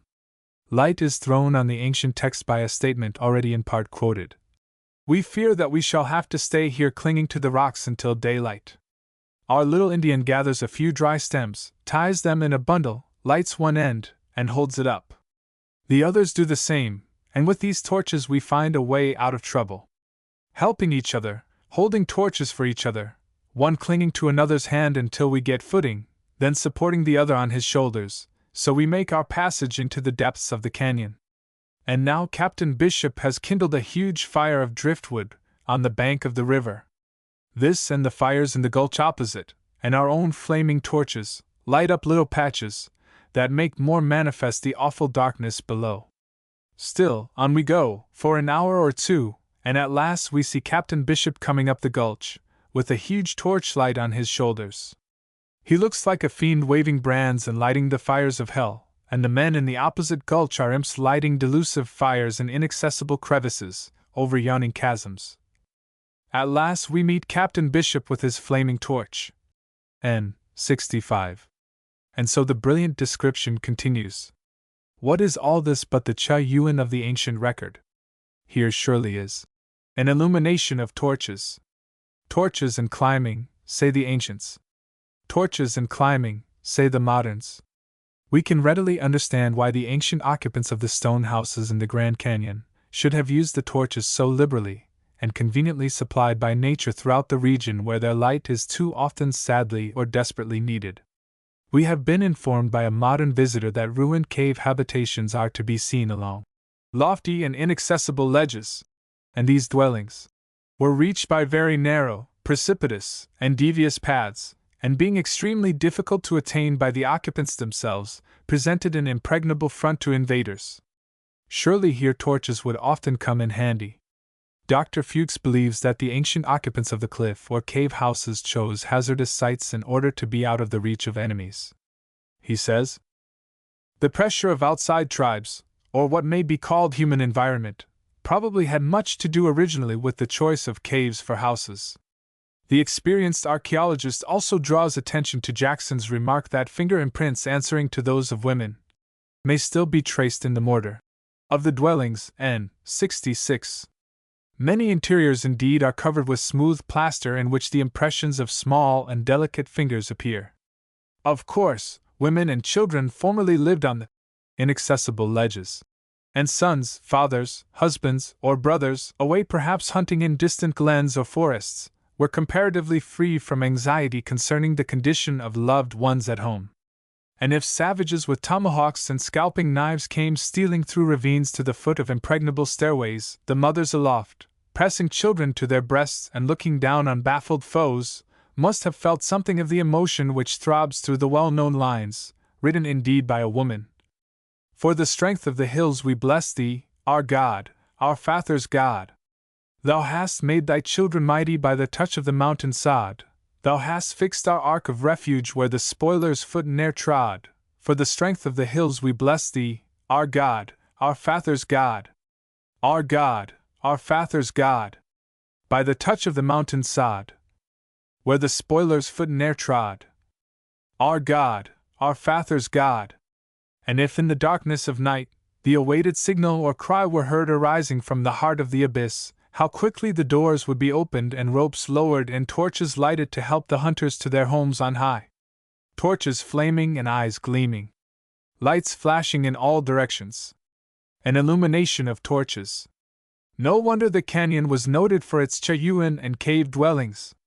Lights climbing and caves, say the ancients. Lights climbing and caves, say the moderns. The account continues thus. 26. Ling, the principal, the chief, a bridge, a beam. 27. Kien, official writing, to mark, a slip of bamboo for making notes on, a classifier of folios or sheets. 28. Wan, strokes, lines, literature, literary, a dispatch.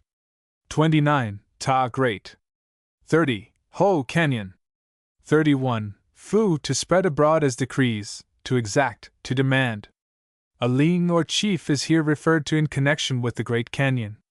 The ruler is not exactly called the king or supreme head, Chuan Su. Indeed, we have been already informed that the head ruler was a mere nursling, at the time when he abandoned his lute in the canyon, and such an infant carried about by the mother who had just brought him into the world, among the cliffs and canyons, would evidently have been unable to either write or issue decrees. Of course, however, a nominally subordinate chief, or ling, might have attended to the details of government and ruled or directed the movements of the Sun People in the name of the infant king. Such a minister might have spread abroad decrees or commands within the canyon. Are any writings to be seen on its walls? An explorer already in part quoted says, "At last we meet Captain Bishop with his flaming torch. On a broad shelf we find the ruins of an old stone house, the walls of which are broken down, and we can see where the ancient people who lived here, a race more highly civilized than the present, had made a garden, and used a great spring, that comes out of the rocks, for irrigation. On some rocks nearby we discover some curious etchings." N. 67. Here are cliff writings. Again, on the brink of a rock 200 feet high stands an old house. Its walls are of stone, laid in mortar, with much regularity. On the face of the cliff, under the building and along down the river for 200 or 300 yards, there are many etchings. Here are writings, spread abroad, within the Tahoe or Great Canyon. Not painted on the cliffs, but cut into the stone. Beyond the reach or malice of savage tribes, they doubtless furnish directions to friendly clans, telling where certain companies had moved, and so forth. On many of the tributaries of the Colorado I have heretofore examined their deserted dwellings. Sometimes the mouths of caves have been walled across, and there are many other evidences to show their anxiety to secure defensible positions. Probably the nomadic tribes were sweeping down upon them, and they resorted to these cliffs and canyons for safety.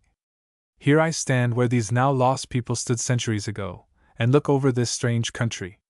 The former chief of the Ethnological Bureau also says that at the mouth of the Colorado Chiquito he discovered some curious remains, such as ruins and pottery, also etchings and hieroglyphics on the rocks.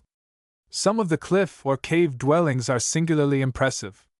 Baron Nordenskjold says of one, called the Cliff Palace, that it well deserves its proud name, for with its round towers and high walls, deep in the mysterious twilight of the cavern, and defying in their sheltered sight the ravages of time, it resembled at a distance an enchanted castle. And Chapin exclaims, Surely its discoverer had not overstated the beauty and magnitude of this strange ruin. There it was, occupying a great oval space under a grand cliff wonderful to behold, appearing like an immense ruined castle with dismantled towers. N. 68. And yet Dr. Fuchs very rationally refuses to regard it as a palace, occupied merely by a king and servants or else officers of state managing an empire. Of course some nook within sheltered its ruler. But it is merely a pueblo, set within a cave. One French visitor says, Il est probable que Cliff Palace n'abrite pas moins de 500 personnes. N. 69. At this rate it would have required 40 such structures, or equivalent clusters of apartments, to shelter, say, 20,000 individuals. There is mention of cave dwellings in connection with the Great Canyon, and as Sun people with a supreme ruler, although but a suckling, are represented as climbing within the chasm. With the aid of torches, we expect to find curious remains in connection with the caverns. Nor are we disappointed. Here are mouths of caves walled up for defensive purposes. Here are ramparts, towers, and fortified structures classed with castles. We are informed that decrees were spread abroad in the canyon, and searching for the ancient inscriptions, we find that they are cut into the cliffs. This shows that the former dwellers were able to cut and work stone, and abundant remains of masonry are at hand to sustain this deduction. The personality of the Jew, or suckling ruler, remains to be investigated, and should yield curious, most surprising, results. But, of course, reasonable, logical critics will not for an instant confound such an inquiry with that just finished. Even absolute failure to unearth the facts with regard to the prince and his royal mother cannot shake the plain fact that we have actually found an account of the Grand Canyon, the Colorado River, and the Gulf of California, in an ancient Chinese book, Pimo and the Casas Grandes. It may further be remarked that the Chinese paragraph which immediately follows the account of our canyon mentions a place called Paimo. This is its pronunciation in Canton, but in Shanghai, where mo is accorded the sound of mu, see Williams' Dict. Page 1154 and page 1186, column 6, Paimo would be called Paimu. Now, this Paimo or Paimu is said, see existing translation, to be situated in the southeast corner of the desert beyond the Eastern Sea, proceeding eastward until the Eastern Sea, which washes the coast of China, is crossed. The modern investigator reaches California and Arizona. And here, in the region or basin of the Colorado, he finds a place still called Paimo. It is in Arizona, with a desert of sand, the desert of California and Sonora, to its west and south, and a region of running streams, grass, and forests to its east. Pimo is itself in the desert, in a southeast corner of the desert beyond the Eastern Sea. It is entirely dependent on artificial irrigation for its limited power to support human beings. Here are ruined buildings whose origin is shrouded in mystery and around or about which controversies have raged for centuries. One visitor, an American officer, states that his general asked a Pimo, who made the house I had seen. The house was one of the Casas Grandes in the neighborhood of Pimo. Who had made it? Was now the question. The reply was, it was built by the son of the most beautiful woman who once dwelt in yon mountain. She was fair, and all the handsome men came to court her. But in vain. When they came, they paid tribute, and out of this small store she fed all people in times of famine, and it did not diminish. Moreover, at last she brought forth a boy, who was the builder of all these houses. The Pimo Indian seemed unwilling to talk about them, but said there were plenty more of them to the north, south, west, etc. Note 70. Was the royal suckling or prince ever carried down into the neighboring Grand Canyon by the beneficent being, his mother? Was he a Shao Hao, as the Chinese might say, or a little child of the sun? Did he ever see the Cliff Palace? Were he and his people connected with the cave and cliff dwellings? And when he retired from the canyon, did he fail to take with him a lute? If the royal suckling, or Jew, of the Chinese account ever actually lived in the neighborhood of the Grand Canyon, or in the vicinity of Pimo, and was connected with a restless or troubled nation of cliff dwellers or stonehouse builders, why should not the Indians have some traditional, even if but hazy recollection of both the suckling and his imperial mother? The forefathers of the Pimos must have beheld them, and it is difficult to suppose that the ancient legendary knowledge has completely evaporated from the aboriginal memory. As we have learned, the construction of the Casas Grandes at Pimo is connected with the advent or movements of an intelligent, even if harassed race of builders who owed allegiance to a princess or her child. And if it is a fact that in a time of famine the royal lady fed the ancestors of the Pimos, we wonder not that the nation has enshrined her image within its ceaseless, throbbing heart. The hilltop on which she gave birth to her suckling is remembered to the present hour, and was pointed to by the Pimo interpreter when telling the American general about the merciful being who fed the hungry in a time of famine, and perhaps had relieved or cheered his own ancestor.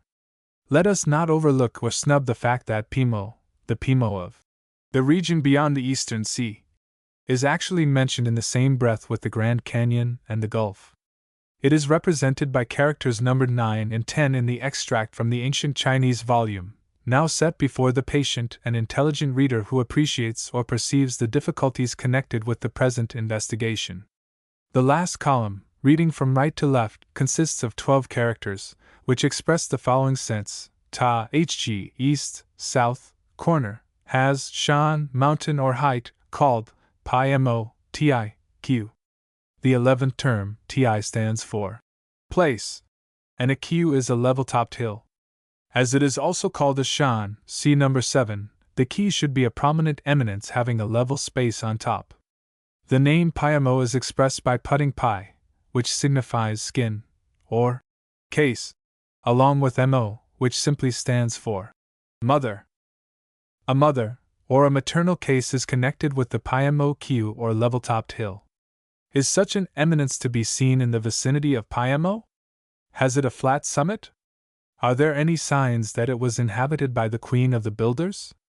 The Pimo Indian told the general that on the hilltop in the vicinity, in the lower Gila Valley, a female ruler gave birth to a child. Is there any foundation for the legend? Where is her house? Referring to the structures in Arizona, an observer draws particular attention to one comparatively intact in the lower Gila Valley. He says, "The hill on which it is built rises abruptly from the surrounding lowlands to the height of a full 1,000 feet. Near the northwest corner, the ancient strategists began at a height of 30 feet, carving a narrow pathway to the summit. Here an irregular stone staircase has been made, passable by one person at a time. At intervals, watchtowers were constructed, from which huge boulders could be hurled down upon the advancing foe. The road makes 3 complete circles above the hill before reaching the upper level. Here is a level-topped hill or Q. Here another monument of early fortitude inspired by the love of life presents itself. There is, perhaps, 3 acres of level rock on the summit. For a depth of nearly 2 feet, the entire plateau is covered with rich soil packed up from below. When one pauses to think of the immense labor involved in carrying this mass of earth up the irregular winding stone staircase, a feeling of admiration springs up for these simple, patient people. It is plain that there is a level-topped hill, or Q, in the vicinity of Pimo. And it is directly connected in Indian tradition with the movements of a race of builders who reared all these houses, and were directed or governed by a beneficent being who here gave birth to a remarkable prince. But it is enough at present to observe that the Chinese symbols connect Pimo, the Pimo of the region beyond the Eastern Sea, with a mother or notable birth. And when the American general, in our region beyond the Eastern Sea, inquires at Pimo for information concerning its now silent and forsaken ruins, the Pimo interpreter instantly responds by raising his arm and pointing to the hill of the royal birth. The hill of the maternal case is there, say the Chinese. The hill of the maternal case is here, say the Pimos. The hill is prominent or lofty and quite level on top. It is in truth a Q, pronounced like our own word Q, and holds aloft some impregnable dwellings and also a green spot or abandoned garden, clay having been carried aloft 1,000 feet by devoted builders in part to raise flowers for the young mother. But, of course, her own bud was the brightest of all. And every one told her so. And what a wide view from the summit! And how cool the air up there! How different from the blazing canyon, with its hidden or abandoned loot! The general asked a Pimo, who made the house I had seen. "It is the Casa de Montezuma," said he. It was built by the son of the most beautiful woman who once dwelt in yon mountain. She was fair. Notice here the name Montezuma. The Casas Grandes at Pimo were fortunately seen by Spanish explorers in the 16th century, and the Indians then assigned them an age of no less than 500 years. Note 71. Of course, the Casa Grande Montezuma, or builder prince of the 11th century, could not have been the Montezuma who was overthrown by Cortés in the 16th century. As well confound William of Normandy with William of Holland, because each was a William. Let fools do that.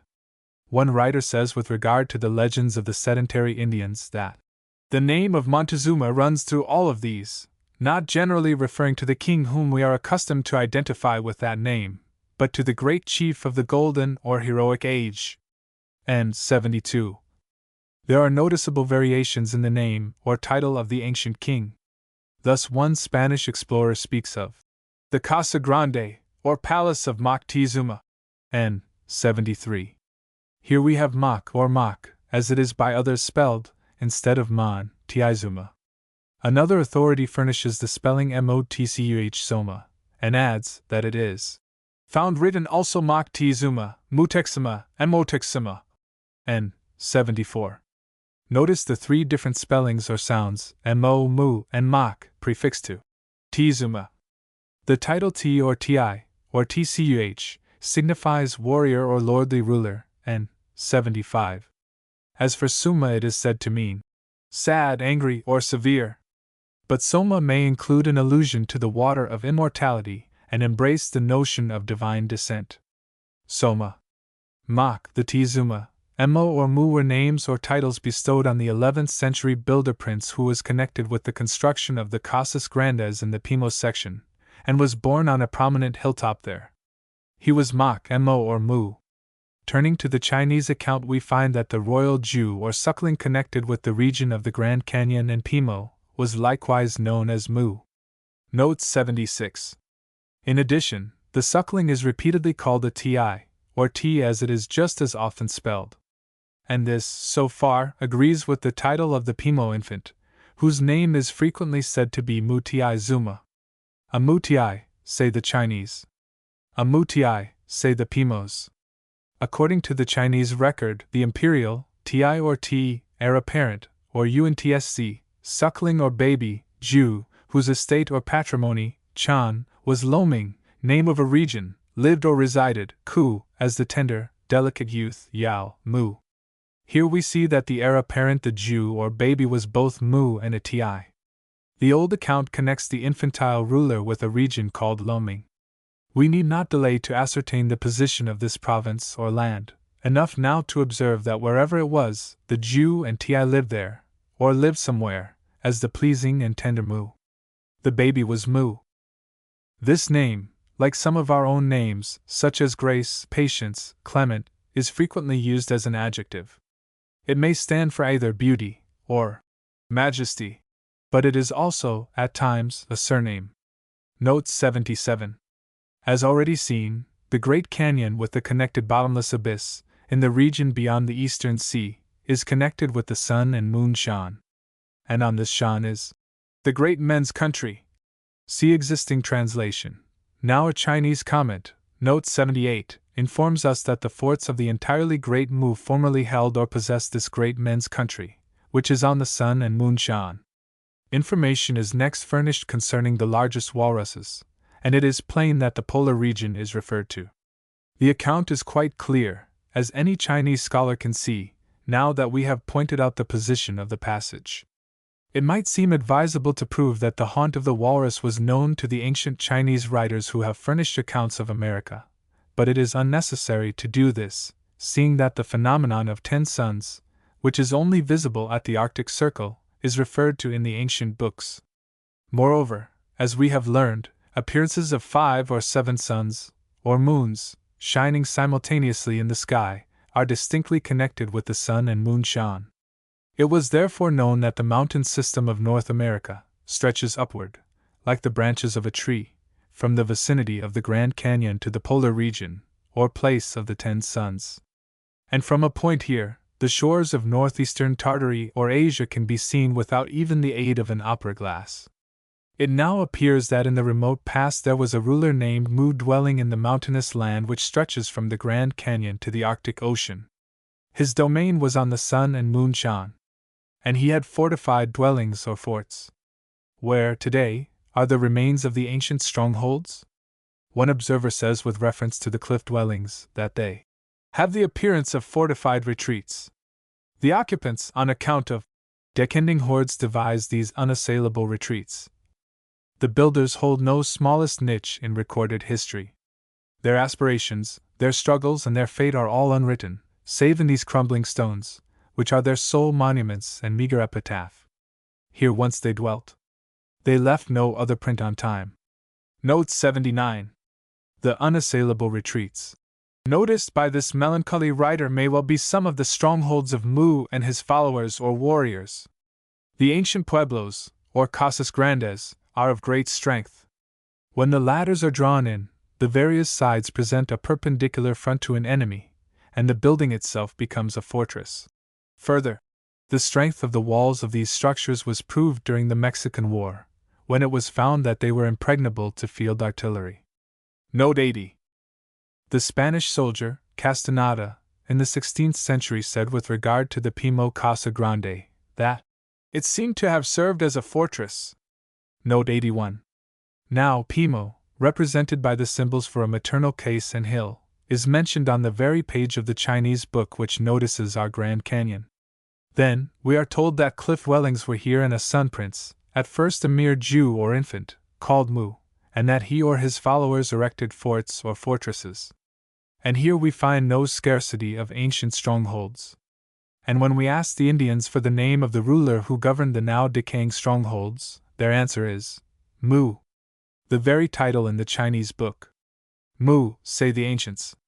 Mu, say our Indians. It may be said that some of the latter pronounce the title Mo. One of our philologists speaks of Montezuma, or more correctly, Mo Tecazoma. Note 82. Another authority says Montezuma, or more correctly, Moctezuma. Note 83. In his account of the Casa Grande, the old-time Spanish traveler, Padre Garces, says, on this river is situated the house which they call Moctezuma's. Note 84. It is evident that the two pronunciations Mo and Moc are preferred to Montezuma, and that Mu has also its advocates. Curiously enough, these three sounds Mu, Mo, and Moc are likewise applied to the one character by the Chinese literati. The identical symbol which Williams calls Mu is in another dictionary, see Bailey's 3, page 246, termed Mo. Morrison, volume 4, pages 600-1, says that the two sounds Mu and Mo are both applied, and that in Canton this selfsame character is called Moc. It thus appears that the builder or ruler of the fortresses in the region beyond the Eastern Sea might be called Mu, Mo, or Moc.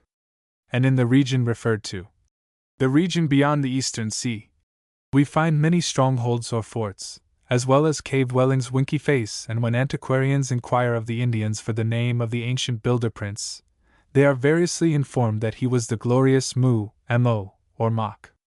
If the royal infant, or Jew, became in process of time a ruler of fortresses Tai, which formerly held the great men's country, on the Sun and Moon Shan, would be surprising to find that he himself had been born within the shelter of a Tai or fortress. And what is the fortified hill at Pimo but a fortress? He counts it as the first of the forts of Mu or Motin, the region beyond the Eastern Sea. Remember that our own government has erected numbers of forts on hilltops throughout the Southwest expressly for the purpose of holding such tribes as the Navajos and Apaches in check. And in addition we are furnishing the red men with supplies. But in the 11th century there were no congressional appropriations, no detachments of troops hurrying down from Washington to preserve order. Yet the ancestors of our savage tribes were certainly there. And although the warrior chieftains immediately around the young queen appear to have been filled with jealousy of each other, it is certain that they were united as one in devising for the princess a calm or sure retreat which no barbaric host could take by assault. From its base the savage ranks would reel, or break into foam like waves of the sea. Aloft in this secure retreat she gave birth to Mo. Who was his father? The American general already referred to supplies his own report of the Pimo interpreter's words. All he knew was a tradition amongst them, that in bygone days, a woman of surpassing beauty resided in a green spot in the mountains near the place where we were encamped. All the men admired and paid court to her. She received the tributes of their devotion, grain, skins, etc., but gave no love or other favor in return. Her virtue and her determination to remain unmarried were equally firm. There came a drought which threatened the world with famine. In their distress, people applied to her, and she gave corn from her stock, and the supply seemed to be endless. Her goodness was unbounded. One day, as she was lying asleep with her body exposed, a drop of rain fell on her stomach, which produced conception. A son was the issue, the founder of a new race which built all these houses. The houses of the people, the agricultural or sedentary Pimos, are mere sheds thatched with willow and corn stalks. N. 85. This report is more rational than the other in so far as it represents the multitudinous houses of stone or adobe as being reared by a race, rather than by a boy. But of course the son could not have been the founder of his mother or of her ancestors. It is further apparent that the infant could not have been either the builder or inventor of the house or stronghold in which he was born. Of course, it is an impossibility to get at the exact truth in relation to the mysterious birth.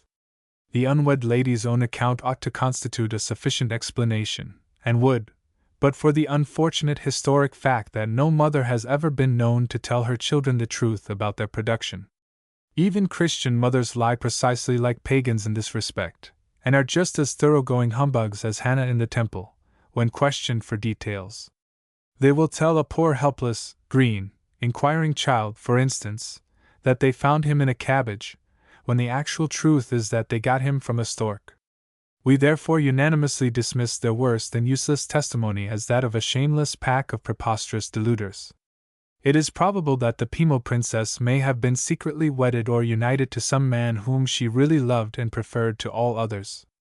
Yet an open avowal of such preference might have caused his death or might have turned the love of rival suitors into hate and brought about the ruin of the already sufficiently perplexed and troubled nation. But would not the birth of the infant have revealed all? Certainly, but in the present instance the queen seems to have contented herself with the announcement that she had got her child from heaven. Her friends, including doubtless the priests, at once spread abroad the story that the infant, the child of the sun, was of celestial origin. This tale may not have completely satisfied the numerous rival claimants for the lady's hand. But how disprove it? And why assail or shake the authority of the beautiful young queen? Why not draw closer together, bury their mutual animosities or rivalries and face the murderous hordes thronging the passes of the Rocky Mountains and slopes of the Mississippi Valley? Why not grasp at the hope, embodied in the suckling born on the hilltop, that heaven had furnished a leader, a reincarnated divinity of the wandering nation, who would guide the despairing people onward to new fields of national glory and prosperity? It may of course be said that such predictions were never realized, but it is certain that they were cherished. Even the Mokis, Tunis, and Pimos still regard Moti as immortal and await his return. He is the demigod of their earliest traditions, watching over them from heaven and waiting to come again to bring to them victory and a period of millennial glory and happiness. N. 86. And of course, those who actually followed the leader Mu must have felt strongly the ties of affection and veneration. And who were the people who got across to Mongolia with accounts of our Grand Canyon, Gulf, and continental tree, crowned with its wreath of multiplied suns? Doubtless the notion that our Muti, or Timu, was of divine origin, had a surprising, stimulating effect. Curiously enough, Asiatic writers notice a Timudzin or Temujin, who arose in Tartary in the early part of the 12th century, and therefore might be regarded as the contemporary of our Mu born at Pimo about the year 1100. Some say this Tartarian conqueror was called Timur or Timirchi, and his origin is wrapped in mystery. One account treats him as a demigod, but other statements assume that a divinity was his remote ancestor. He is said to belong to the race that broke out of Rakina Khan, or the mountain valley, situated in some out-of-the-way and dangerous region. Personally, this Mu came from a distant land. Some historians whose time is valuable readily find Urkina Khan in the vicinity of the Caspian Sea, but others declare that it must be situated in the direction of the Arctic Ocean. In his old age, in or about the year 1153, this supposed demigod had a child born to him. The name of Temujin or Temujin was bestowed upon the infant. When 13 years old, his father, the demigod, died, and the extensive empire which the parent had established fell into political pieces. Gibbon, in his Decline and Fall of the Roman Empire, Chapter 64, says that the young Prince Temujin could only claim authority over about 12,000 families. We should never overlook this fact when contemplating his career.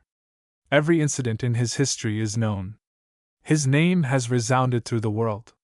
He rose to be a mighty conqueror. He became Genghis Khan, King of Kings, grandsire of Kublai Khan, ancestor of Tamerlane and the great Mughals, and of no end of Persian or Moslem sultans or kings. The immediate followers of Genghis Khan always declared that success awaited him because he was the son of a god. Pétis de la Croix denounces such a claim as a piece of insolence, yet it might better be regarded as a form of delusion. But notice the victorious lengths to which this delusion carried believers. And the notion promulgated at Pimo, in the midst of crowd-ing calamities, that the royal infant was a son of heaven, might have been intended to console and stimulate a despairing nation. And the spiritual stimulus appears to have transported its believers to such lengths that aboriginal Americans seem to have lost track of the demigod, and know not from what point he may return. The father of Temujin was the founder of the Yuan dynasty, or at all events an ancestral king. He is generally called Yisakai or Paisukai Behader, but such is a mere title, signifying ninth hero, and not a proper name at all.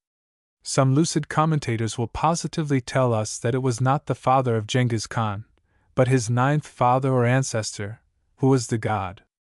But with such hair-splitting we need not concern ourselves.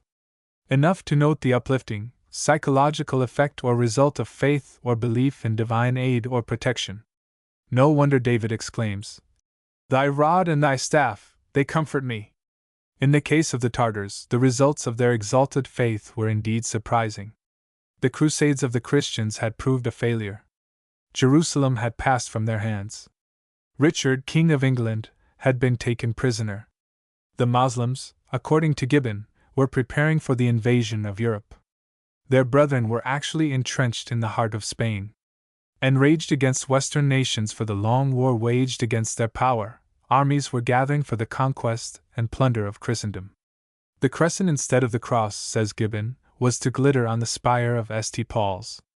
But at this very juncture, Genghis Khan and his followers came pouring forth from the wilds of Tartary. The Sultan felt secure within his line of fortified cities which hitherto had repelled every assault. But the Tartarian host, led by warriors of the race from Urkina Khan, overthrew the Moslems in every encounter. They ransacked the provinces and gave the cities to the flames. And the children or successors of the conqueror completed the work which he had begun. Baghdad, which for ages had successfully defied the invading, crusading armies of Europe, was destroyed, and an end put to the caliphate so long enthroned within its historic walls. The conquest of China was completed by Kublai Khan, and an empire formed which stretched from the Indian Ocean to the Arctic, and from the Pacific to the Mediterranean Sea. Even traditions of tribes that most certainly remained behind in Arizona and consequently did not disappear in company with the mysterious Mu or Mot, declare that he was an agent of Providence. He was the equal of the Great Spirit, and was often considered identical with the Sun. N. 87. Had he remained in Arizona, his son in due time might have claimed divine descent through his father the demigod. Chinese knowledge of the Pimo demigod. But if the Muti, or Timu, builder or ruler of fortresses in the region of Pimo and the Grand Canyon, was identical with our Pimo Muti, he should be referred to as semi-divine in the Chinese record. And so he actually is. Even here the evidence does not fail.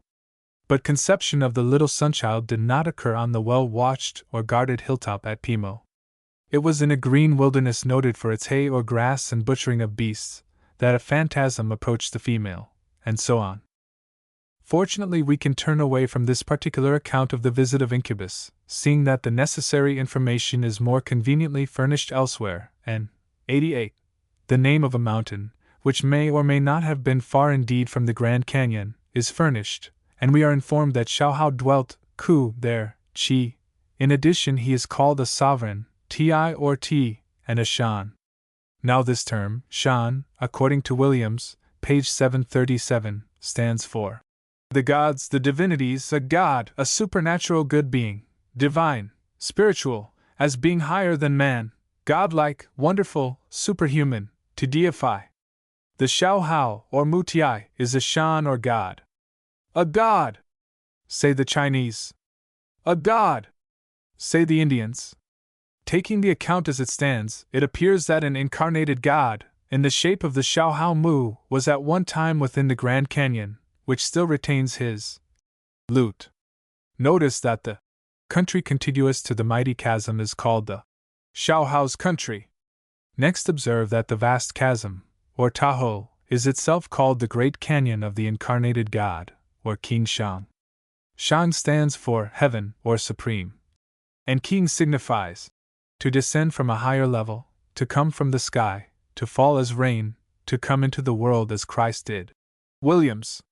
The contiguous country is named in honor of the Xiao Hao, or Sunchild, who is called a Shan or God. And King Shang's Tahoe, or Great Canyon, is also named in honor of this Shan or God, this incarnated God. And here, in the region beyond the Eastern Sea, the land is ringing with his name. He was Mu or Mot and a builder of forts, and above and beyond all this he was an incarnation of the Great Spirit. The name, at this moment, is as familiar to every Indian, Apache and Navajo as that of our Savior or Washington is to us. N. 89. Bancroft says, under restrictions, we may fairly regard him as the Melchizedek, the Moses, and the Messiah of the Pueblo desert wanderers from an Egypt that history is ignorant of, and whose name even tradition whispers not. A Messiah and demigod, say the Chinese. A Messiah and demigod, say Americans. Bancroft says that according to Indian paintings or traditions, the Messiah or demigod of Pueblo tradition had red or yellow hair. Then Emo was a white man and his mother a white woman. Such a conclusion agrees completely with the teaching of the ancient Chinese book just quoted. We are informed with reference to a certain mountain that Qi, the Shan, God or Spirit, Po, white, Ti, sovereign, Xiao Hao, little sunchild, Ku, dwelt, Qi, there. Next appears a comment stating in the plainest possible terms that Xiao Hao of the Qing Tian dynasty was a virtuous or excellent ruler. The Xiao Hao who was at the Tahoe, or Great Canyon, is here called a White King. Mons. Rosny, in his French translation, declares that the divine or superhuman Xiao Hao was l'Empereur Blanc. Note 90. One well-known writer and archaeologist says with reference to the builders of some structures in the Pimo region, that there is reason to suppose that they were a light-skinned people. At least one red-haired skull and one with still lighter hair were found. Hair has been but rarely found, not over a half-dozen times in all. In 3 cases it was black. Note 91. According to Aboriginal testimony, 800 years have rolled by since the time of burial, and hair has lingered on but few of the heads it once adorned. But when discovered, it is seen to be quite different from the hair of the Indians. Those interested in the subject of the cliff dwellers should study the accurate reports of the Ethnological Bureau and also the writings of Editor Pete, the well-known American antiquarian. These works should be in the libraries of all Americanists. According to the American antiquarian, Dr. Birdsall reports that dried bodies have been found in tombs on the Mesa Verde in Arizona, and the hair of the head has been found partly preserved on some mummies. It is said to be of fine texture, not coarse like Indian hair, and varying in color from shades of yellowish brown to reddish brown and black. The Wetherells exhumed one mummy having a short brownish beard. Note 92. We are further informed that mummies have been taken from a hermetically sealed cave in the canyon of the Gila River, and 2 of the bodies were those of women. The females retained their long, flowing silken hair. The bodies were covered with highly colored clothes, which crumbled on exposure. 3 kinds were saved, and one a deep blue woven in diamond shapes. No implements or utensils were found. All the consuls and many scientific men inspected the mummies yesterday. Among those present were Henry A. Ward of Rochester, N.Y., Kate Field, Dr. Harkness, Academy of Sciences. Other doctors and professors were present, and also Historian Bancroft, N. 93. In addition to all this, Professor C. L. Webster, the accomplished, painstaking, and trusted scientist of Charles City, Iowa, has unearthed a body whose silent testimony is truly inestimable. In the Archaeological Bulletin, issued by the International Society of Archaeologists, Madison, Indiana, for July and September 1912, we find a photograph of a mummy brought to light by the professor in a cliff house on a head stream of the Gila. The body is that of a child, and its preservation is due to the chemical elements of the soil, etc.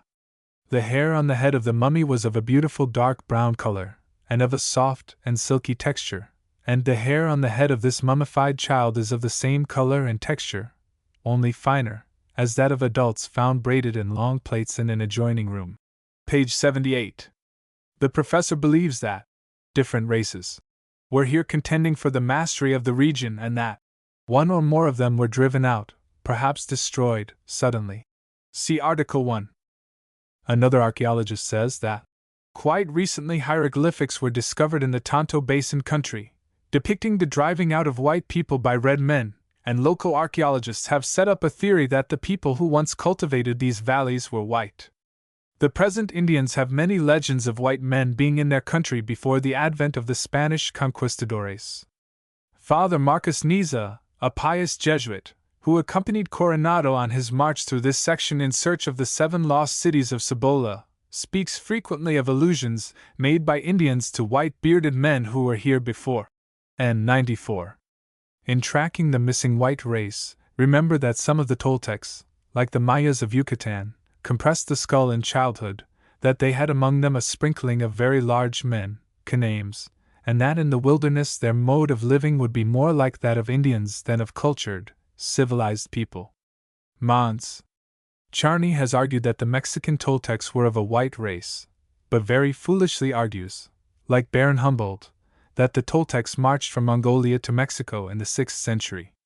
The illustrious Humboldt has served archaeology enormously by drawing attention to the absolute and startling identity of the zodiacal signs of the Manchu Tartars with those of Central America. See Mr. Vining's exceedingly comprehensive and valuable work entitled An Inglorious Columbus. Skilled, scientific archaeologists connected with the Washington Bureau have all along been contending that the cliff or cave dwellings, forts, pueblos, and mounds of North America were constructed by native-born Americans, rather than by Toltecs moving in, say, the 6th century from Tartary to Arizona or Mexico. Therefore, as the Toltecs, some people and architects or builders, were certainly settled in Mexico for some centuries prior to the 11th, when the remnant disappeared, the ancestors of the pale-faced and cultured people, see Vining's chapter on the Toltecs, may like ourselves have reached America by crossing the Atlantic. The Greek face, the Celtic face, the Saxon face, and the Jewish or Semitic face are all seen carved on the tottering walls of temples and palaces in Yucatan, see Charney's essays. Moving to the Vale of Mexico, the Toltecs tried with more or less success to keep on neighborly terms with the red-skinned people. But thoughtless propagation produced more mouths than could be filled, except with human flesh. Open war broke out in the 11th century. The Aztecs or others of the red tribes almost annihilated the whites, and Tepiltzin-Quetzalcoatl, the last king of the Toltecs, fled north from Chapultepec, the self-same Chapultepec which in our own day has seen the downfall of Maximilian and the flight of Diaz. May not the fair and beautiful princess at Pimo have belonged to the outcast Mexican royal family? May not her idolized child have inherited titles absurdly out of place among the deserts of Arizona? And may not all the elements in our later Yankee nation have been represented in the pale-faced people that found refuge among the canyons and cliffs of the Colorado? If so, their remote or ancestral fathers and mothers were likewise no less our own. The curtain of history rises and shows the young queen of the builders on a hilltop at Pimo. The structures there, according to Aboriginal testimony, were reared about the year 1100, the very time when the Toltecs disappeared from the Vale of Mexico. And now the ruins are yielding up forms of the females who once tenanted those cliffs and contrived to get plaster and paint with which to adorn the now desolate and trembling walls. And the yellow, brown, or silky black hair on the heads of those women who sought to make their bleak and dreary homes attractive shows unfailingly their race. Even an ostrich might see it. Mons. Charney declares that the Toltecs expelled from Mexico in the 11th century were scholars, artists, astronomers, and philosophers. And their sisters were certainly no less cultured and refined. Now, the Shanghai king states that in the region beyond the Eastern Sea, there is or was a country of refined gentlemen. And Charney argues that a gentle race were the Toltecs, preferring the arts to war. Refined and gentle men, says Charney. Refined gentlemen, says the Shanghai king. Certain comments collected by Jean Chin Nan, and unnoticed in Mr. Vining's translation, page 657, connect the refined gentlemen with pyramids, Kiu, and even declare that their dwellings were on mounds, Ling. And Charney says, now, the first thing that we find at the houses of Tula is an example of a mode of building entirely new and curious. The prevailing tendency of the Toltec is to place his dwellings and his temples likewise upon eminences and pyramids. They lived upon mounds, says Charney. They lived upon mounds, says the Shanghai king. They are very gentle, and do not quarrel. They have fragrant plants. They have a flowering plant which produces blossoms in the morning that die in the evening. The Chinese account calls this vegetable production the Hua plant, and as Hua stands for glory, see Williams' Chinese dict. It is apparent that the morning glory is referred to. Botanist Wood says, this glorious plant is a native of tropical America and now universally cultivated. It is also nearly naturalized with us. In the United States, the flowers are ephemeral. Beginning to open soon after midnight, they greet the sun at his rising, arrayed in all their glory. Wah! And before he reaches the meridian, fold their robes and perish. But their work is done, and their successors, already in bud, will renew the gorgeous display the following morning. Page 182. Such a flower might be held to symbolize the fleeting glory of the generations which had lived and died in Central America. It still climbs about the temples of the sun, saluting its divinity with a smile, and then falling prostrate among the desolate and forsaken altars. It may often be seen twining its arms around the monuments of a buried past, or pressing its lips to the dust of the vanished race it so speedily follows. It lives but a day, says the American botanist. It lives but a day, says the Shanghai king. Surely the works in Arizona are worthy of the exiled Toltecs. One of the ancient stone structures, on a northern feeder of the Gila, is so strong, commodious, and so impregnably planted that by universal consent it is called a castle. And because the Indian tribes persist in ascribing its construction to Mu or Mot, it is known as Montezuma's Castle.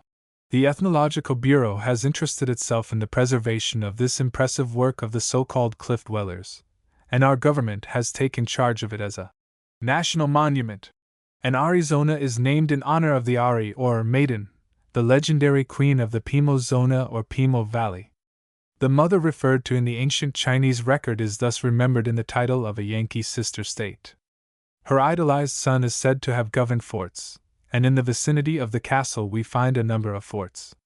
Dr. Fuchs says, the forts were built on the summits, and it is an instructive fact in this connection that one rarely loses sight of one of these hill forts before another can be seen.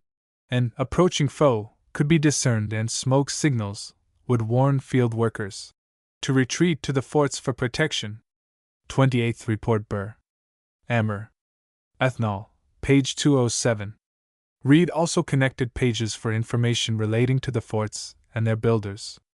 The same or an allied people erected also houses in natural caves or excavated them in soft rock. Page 219. The latter, the excavated dwellings, are noticed in Asiatic books and will be dealt with in next pamphlet, if such is ever written. We have found the forts, and also Pimo, or Pima as some pronounce the name, with its princess and her child.